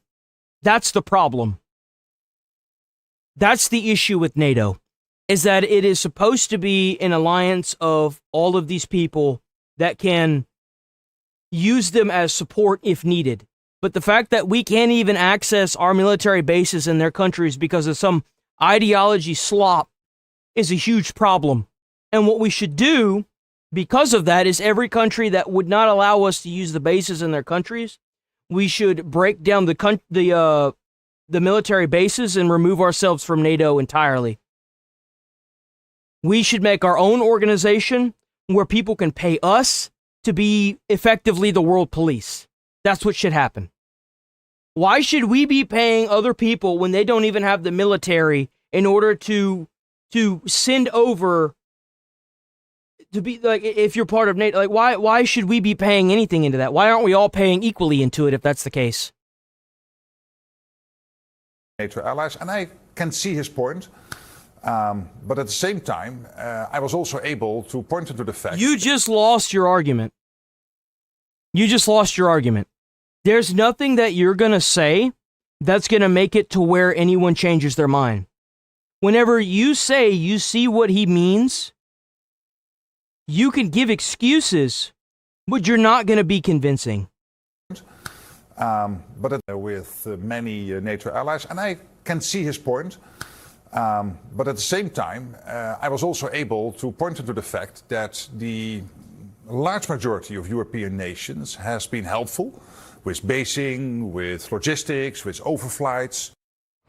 Some of the words that officials here are using to describe Epic Fury are in the past tense, like an operation that has already met its military objectives. But President Trump still is not going to pull any manpower out of the Middle East until a peace deal is reached or not. Dana? Okay, Peter, that's still up in the air. Thank you so much. And now let's go to Trey Yingse as the latest from Tel Aviv. Hi, Trey. Yeah, Dana, good morning. We just got a new statement from CENTCOM Commander Admiral Brad Cooper, who said Iran suffered a generational defeat. I don't think we should force people to leave. If they don't want to leave NATO, that's fine. I think America should leave NATO. America should leave NATO. I want them to do whatever they want to do. If you don't want to help us in a war, that's fine. But when we're paying into an organization and we're paying the most into that organization, and I hear talk of China paying less than us, and they're the second biggest, the second wealthiest country in the world, I got a problem with that. Why are we paying more into this organization and we're not getting anything out of it? Why are we going around cleaning up all this mess whenever we're the ones paying the most and we've got the biggest military? They should be paying us to be in that bitch. Where does this money even go? Hello? Like, what are we doing? No. They want to stay in NATO? Good. Let them stay in NATO. America doesn't need to be a part of this bullshit. Seriously. Adding the U.S. military achieved all of its objectives. Here's what Cooper had to say. U.S. forces have paused offensive operations in accordance with the ongoing ceasefire. However, we remain present. We remain vigilant, and we remain ready if called. We remain vigilant, the words there from the CENTCOM commander, as we do have a new statement from Iran's president, Masoud Pezeshkian, who said the repeated aggression by the Zionist entity against Lebanon is a flagrant violation of the initial ceasefire agreement and a dangerous indicator of deceit and lack of commitment to potential accord. Exactly. We pay into NATO so that way we can use bases all over the world whenever we need to do something. And they're supposed to be allotted to us for that. And you're telling us, as a foreign country that's part of NATO, that we can no longer use them. There's a problem there. Because we had this intention that because we're paying so much into it, and because we helped out all these countries in World War I or World War II, they would have more respect. But they don't, and they clearly don't give a shit. Obviously, the Germans trying to take over the fucking world didn't have much of an effect whenever most of the people that had to deal with it are now dead. So it obviously there's a problem that has gone severely awry with these organizations, and we need to take a step back, pull out of NATO, pull out of these countries, break down these bases, take all of our shit back, and we need to take a big step back and figure out who our real allies are and who are not. That's what we need to be doing now as if you're in the United States government. Who is our allies? Who could we call upon? And who can we not? Who can we rely on? Of these aggressions will render negotiations meaningless. Our hands will remain on the trigger, and Iran will never abandon its Lebanese brothers and sisters. Now, the Israelis yesterday conducted dozens of airstrikes against Iran's largest proxy in the region, Hezbollah. You can see some of these strikes here in the Lebanese capital of Beirut, specifically the Dakhya neighborhood. The IDF says they took out a top Hezbollah official identified as the personal secretary to Hezbollah's Secretary General, Naim Qassem. Israel's Prime Minister Benjamin Netanyahu saying this yesterday about the operation's goals.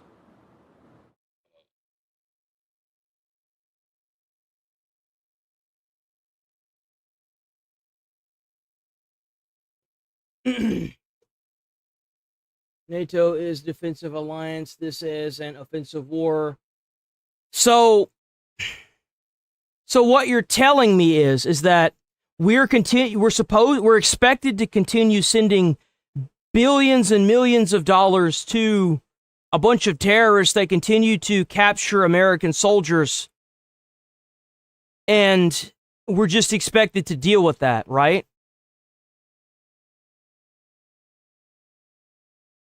We're expected to accept videos of terrorists forcing American soldiers to kiss them on the forehead and us giving them millions of dollars in order to get those soldiers back so they can continue to get missiles and bomb more American soldiers.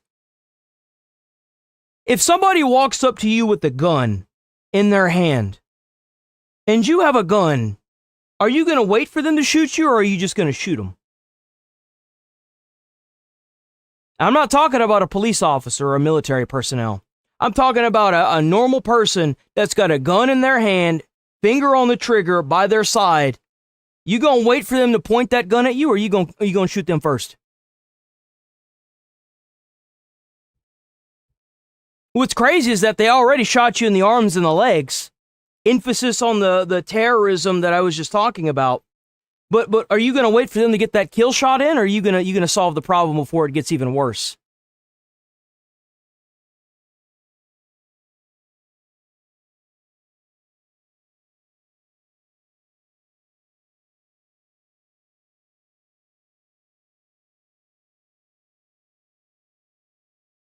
Do a bad thing expecting backup? Who are these people? Allies or servant respect. F you talking about you in deep, bro. You do bad thing, expect backup, no, bro. Go learn how to speak English, third worlder. Learn to speak English first. Learn how to spell. Learn how to structure proper sentences. Get away from your communist books. Then come back in this chat using a different account, because we all know that's what you're going to do, and try again. Okay? Try again.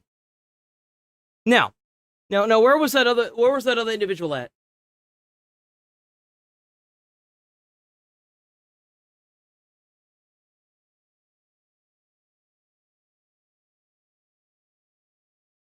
How does a country with its military completely destroyed close the strait bases? Dude said, "NATO, hello everyone, hello gaming. Wait, how's it going, Duke? Dr. Luke. Sorry about that, Dr. Luke the GOAT." Facts fishy, why not at this point? How it sounds. Now it sounds like we are trying to take over the world. So what if we are? I'm sorry that I don't want to continue allowing all of these people fleeing their country into my country. They're taking over our country.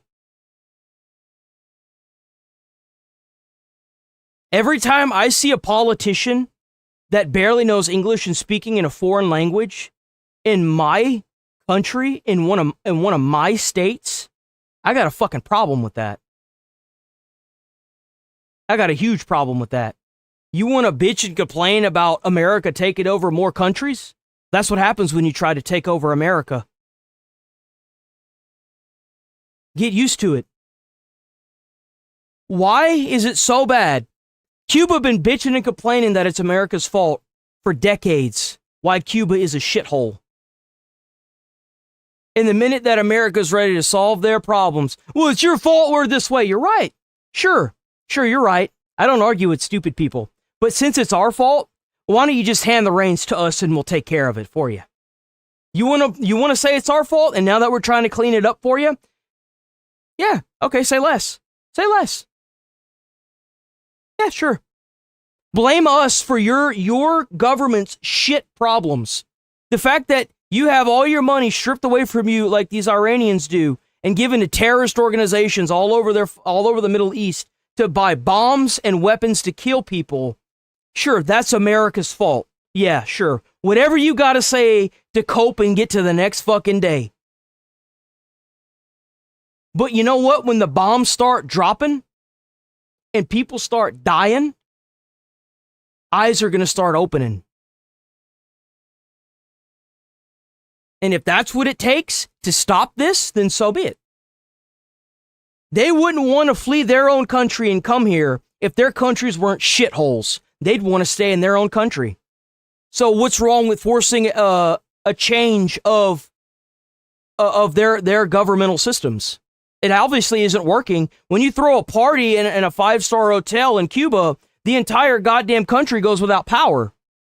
How the fuck does that make any sense? How's that America's fault? Hello? Get the fuck out of here. Come on.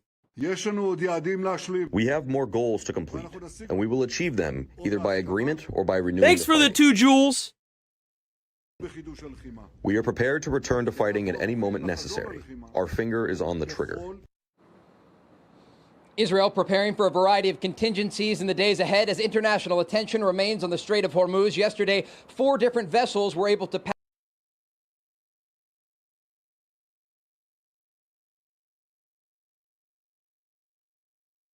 How so? Talking about the strait was open before Trump decided to attack. So if you were missing one day of work, you have money troubles, bruh. The Netherlands has a better standard of living, better work-life balance, healthcare that doesn't cost thousands of dollars.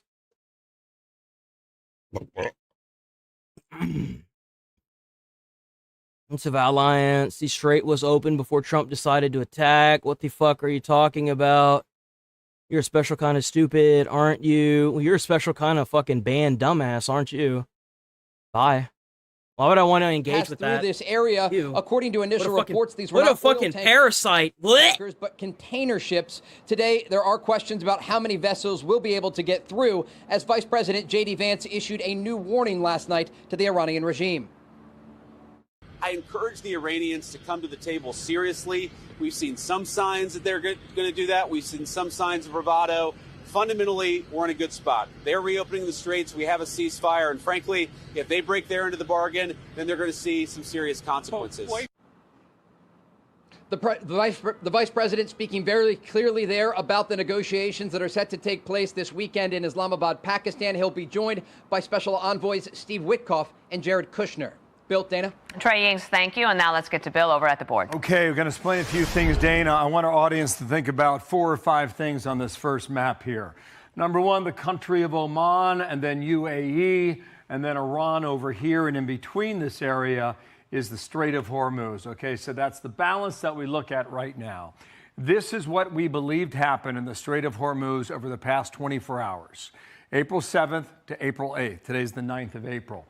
I count 10, maybe 11 cargo ships and tankers that have gone through the Strait of Hormuz. And what you see in green are those entering the Strait of Hormuz. What you see in yellow is those exiting. On a normal day, before this war started, some 40 days ago, you would have 100 ocean liners going through the Strait of Hormuz. Remember, 24-hour period, it's 9, maybe 10 over that 2-day period, April 7 and April 8, all right? So it's not open. So it's not open. They're letting some ships through and turning away some. Here is so it's not the open. old track, all right? From the Gulf of Oman, right? Yeah. Off the coast of Oman. Why would you need to go here? What is here? What is this? What's in between this? I wondered that too. I was like, why are they going here? Why wouldn't they just go here? Why are they going here? What is this? Iran is over here, and then in turn, the tankers would come this way as well. What Iran is doing right now is they're diverting these ships to come closer to its shoreline. We talk a lot. Exactly. That means that bitch ain't open. That's what the fuck that means. You know what that means? Boom. Boom. Boom. Boom. Why are we fucking around with this? Why are we fucking around with this? They're already breaking the deal. I don't need to be hearing people talk. I need to be hearing boom, boom, boom. That's what I need to be hearing. They can't even in good faith open up the fucking strait. And we sitting here acting like we gonna make a deal with these monsters, bro? What are we doing? What about these islands that Iran has that owns right now? That's like Larak Island. This is Kamesh over here, a larger island. So what the Iranians are doing is they're diverting traffic this way so they can hopefully, they believe, at least they say it publicly, collect that toll in either cryptocurrency or Chinese yuan. That's the strategy on behalf of the Iranians today. We're going to watch that throughout the day and see whether or not that traffic picks up April 9th, April 10th, into the weekend when J.D. Vance and others are in Islamabad. This is what the Israelis did in the meantime, and this is a really good question as to what the Israelis thought this ceasefire was all about, what the Iranians... The Strait of America. Dude, I kind of like the ring of that. Yo, man, I kind of like the sound of that. What we should do is we should take out all these terrorists, and then what we do is we send ground troops onto that island and secure the world's oil, and then we could start taxing all these people millions of dollars, like all these big ass countries. And then once we're done with that, we take 50% of Iran's oil for setting all their people free. I mean, shit, bro. You know what it's like to have a cost of gas to 99 cents a gallon? That's what it would look like. That's what it would fucking look like, boys. Thought it was about and what the U.S. thought it was about. Everything you see in blue is a strike that the Israelis hit with his Hezbollah targets on the ground. That's right. Get that NATO money back and get all that oil, boys. Get all that oil. By some reporting now, they went after 100 targets in a 24-hour period. Be sure to like and subscribe for all the Fox News latest on YouTube and catch full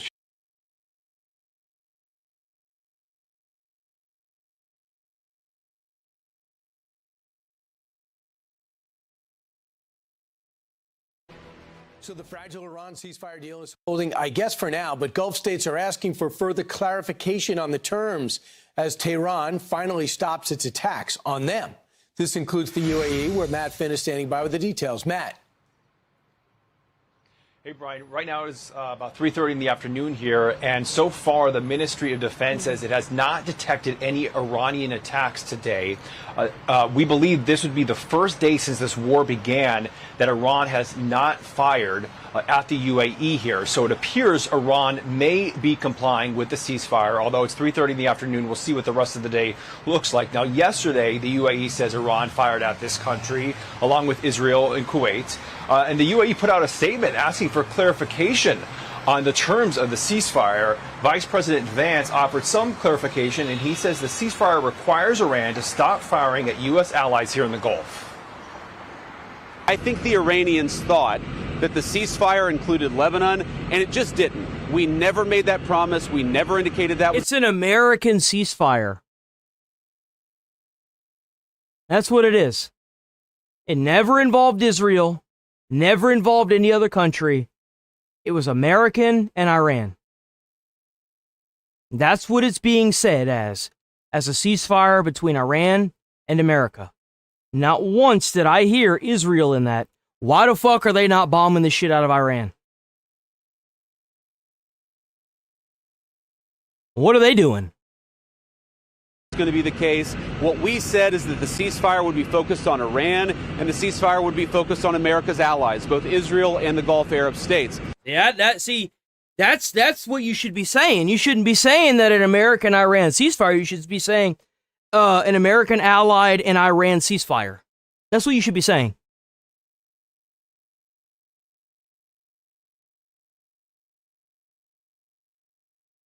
Wording makes a difference.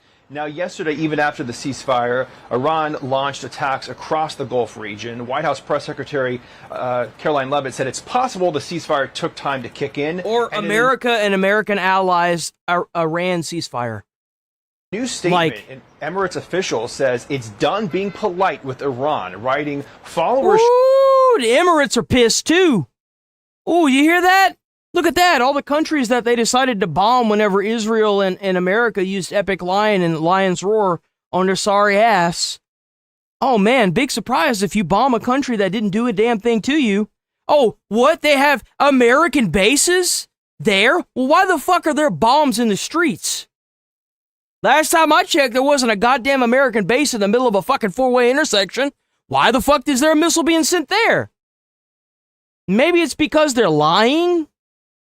An Emirates official says it's done being polite with Iran, writing, followers should not be surprised, frankly, by the UAE's positions in confronting the Iranian aggression against the Arab Gulf states. The era of courtesies has passed, and frankness has become a necessity. Our collective stance must be firm and clear toward the features of the upcoming phase in a way that enhances stability and security in the region. Now, throughout this, the UAE has said that the United States has become its greatest security partner in the world and that the UAE will double down on its relationship with the United States. Brian. Look at that. You attack a bunch of fucking schizo terrorists in a foreign fucking country, you get more allies. Huh. Man. Ain't that a beautiful thing? Big fucking surprise. Bunch of terrorists bombed a whole bunch of fucking four-way intersections, and they're pissed now. No shit. What about the hotel in Dubai, where they're trying to fly that fucking drone into the tallest building in Dubai? What about that? But I can't tell you how many people in the past week have gotten into my comments, oh, but they were bombing military targets. Dude, the biggest fucking building in Dubai is not a military target. What are you talking about? They're literally trying to blow up a big-ass building. There are videos of it online of them trying to fly a damn bomber drone into a fucking a building. Fuck you talking about? We're the crazy ones? Fuck off. Which flies in the face of one of those 10 points which says we have to evacuate the region, which is never happening. Matt Finn, thank you. Here to discuss this is retired Navy captain and former Pentagon official Brent Sadler. Brent, here we are, 4 ships yesterday. What do you expect to happen today? There was usually 100 going through the strait prior to this conflict. No, absolutely. And only 17 have actually been hit by anything, most of them with minor damage since the beginning of this war up to yesterday, and 11 more suspected attacks that missed the target totally. So the overall odds or the ability and capacity of the Iranians to actually sink ships going through the Hormuz Straits at large numbers is suspect, to say the least. But nonetheless, insurance rates remain high, and as long as that's the case, it's going to take a lot more to get the confidence up that they can sail and to get those numbers up from the 4 you mentioned. What do you think of a plan in place to take that strait once and for all? Have you seen some of these plans, and are they feasible and achievable? Well,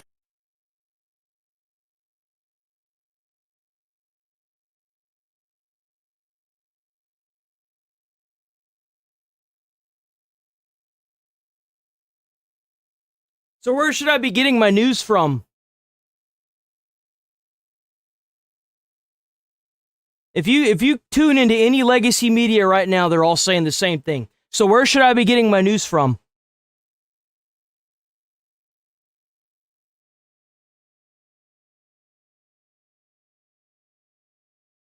I'll give you until 11:37.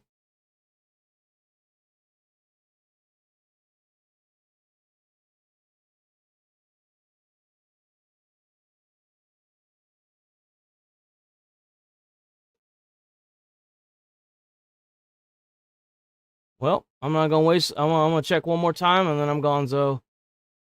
And empty.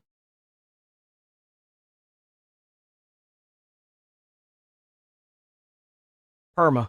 Done. Done. Well, I Just haven't like that. seen any of the plans. I've been retired for several years, and again, much of that is very much behind the curtain of secrecy. But with the movement of heavy bombers like the B-52s and the non-too subtle signaling that a new form of bombing campaign could be unleashed if the Iranians don't play ball, I think that also speaks to taking out some of the hardened sites there in the Straits of Hormuz.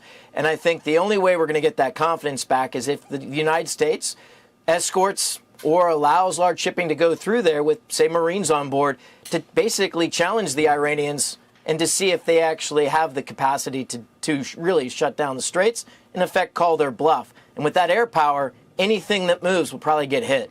You know, Vice President Vance said yesterday he doesn't even know if the speaker speaks enough English to understand the details of a deal.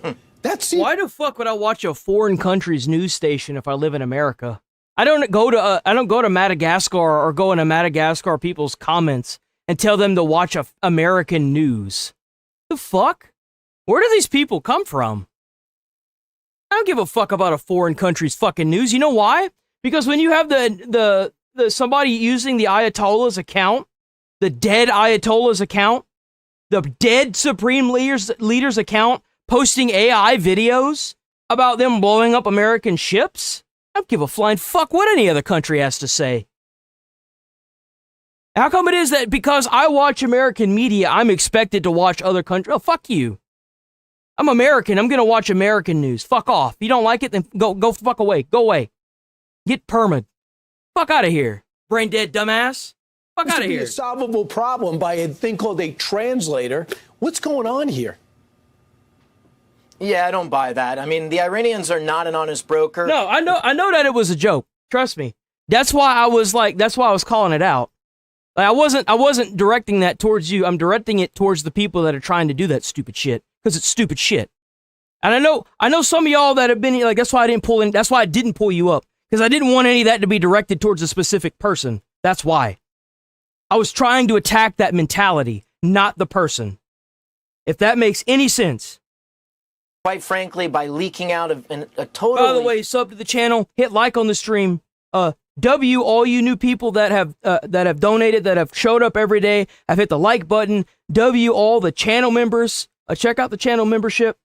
We're here every day, 7 a.m. to 8 a.m. to 11:30 a.m. every single day. Feel free to check out that channel membership. Please sub to the channel, hit like on the stream. Everything helps. W, constant viewers, W, channel memberships, and W, people that show up every day. Even if you can't sub for your own reasons, I get it. W, people. Thank all of you.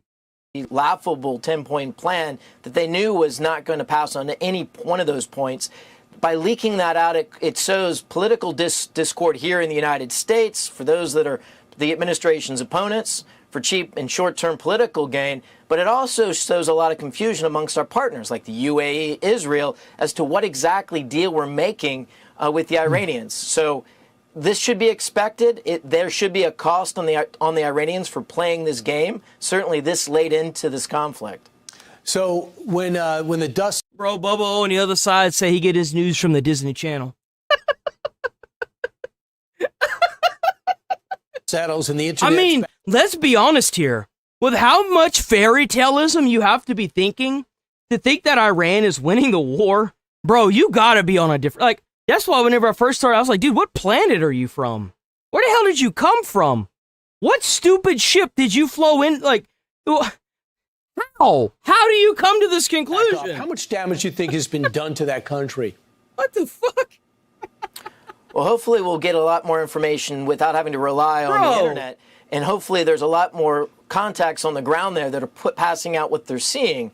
Again, the only way that we get to a long-term sustainable peace in the region is if the nature of whatever regime that comes in next in Tehran isn't a threat to its neighbors, to include Israel, and secondly, doesn't threaten to hurt American lives and doesn't threaten American interests. Meet those two very simple objectives. It's not the only way we're going to be assured. That is true. Maybe it is their voice in their head. But I think in the meantime, we need to make sure the U.S. has the leverage over whatever regime there is to hold them to the letter of whatever agreement that meets those two very basic requirements. And Brent, real quick, militarily, this 2-week pause, if it does last 2 weeks, actually helps us. It helps us reload, maintenance the equipment, get other people in place, evaluate some things through satellite imagery. It really works to our military.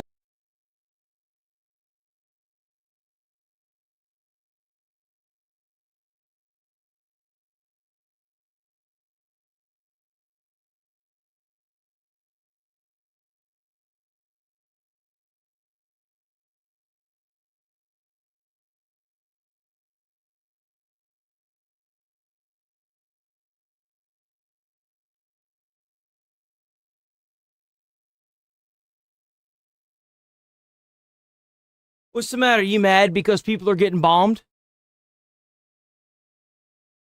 Are you mad and crying that a bunch of schizo terrorists are getting their asses handed to them?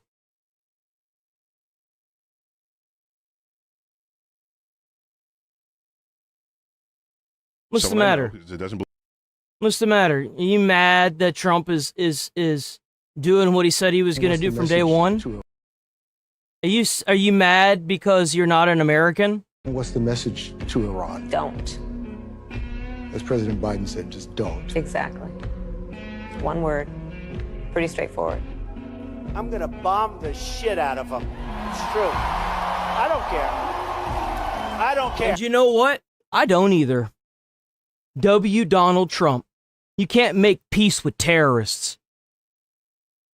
That's not how it works.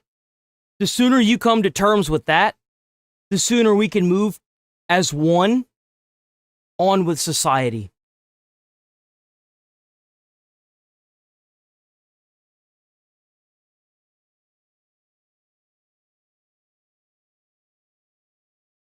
Well, I just proved you wrong. That was when he was running for re-election. He said what he was going to do. I don't even have to use my own words. I can just show the video. Are you just going to keep ignoring that and doing this nonsense? What y'all think? What y'all think?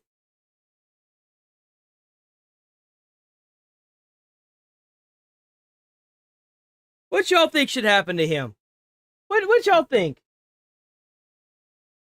What y'all think should happen to him? I'm curious to see what y'all think.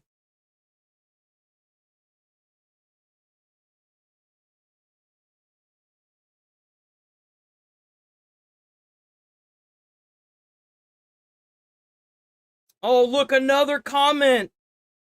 Oh, look at him. Gasping for air. Just like the terrorist regime over Iran. Hey, what the fuck happened to the poll? Ooh, 70. 70, dude. Ooh. 69. Where the fuck is the poll? Why can't I see the poll here?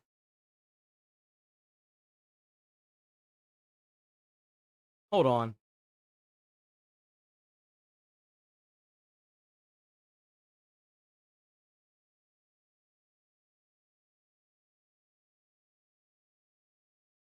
I think he's getting banned. 66%. Why can't I see the poll?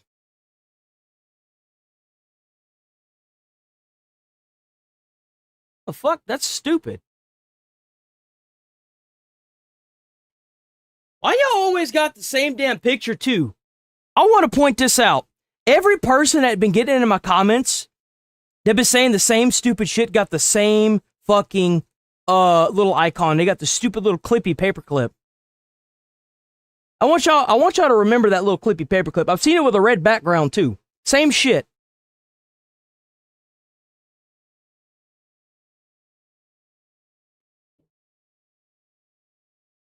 How dare y'all give Clippy such a bad name? Why the fuck can't I see the poll, man? That's weird. I can see it on the other screen. I can't pull it up here, but it's at 66. That's fucking weird, bro. There it goes. See?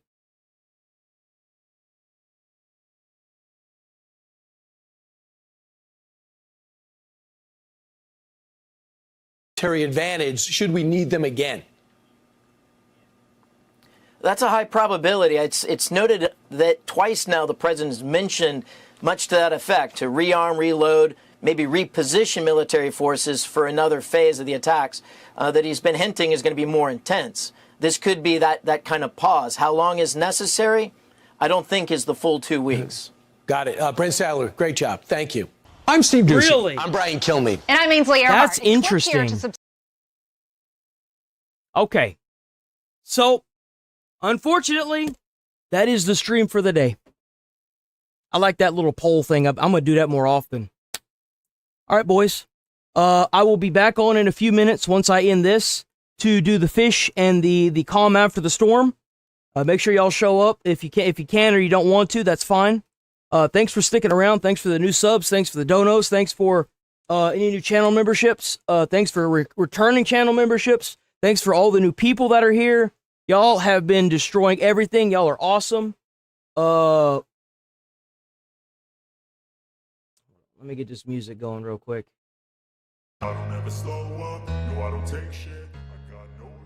Stick around, sub to the channel. We're here every single day, 8 a.m. to 11:30 a.m. Central Time.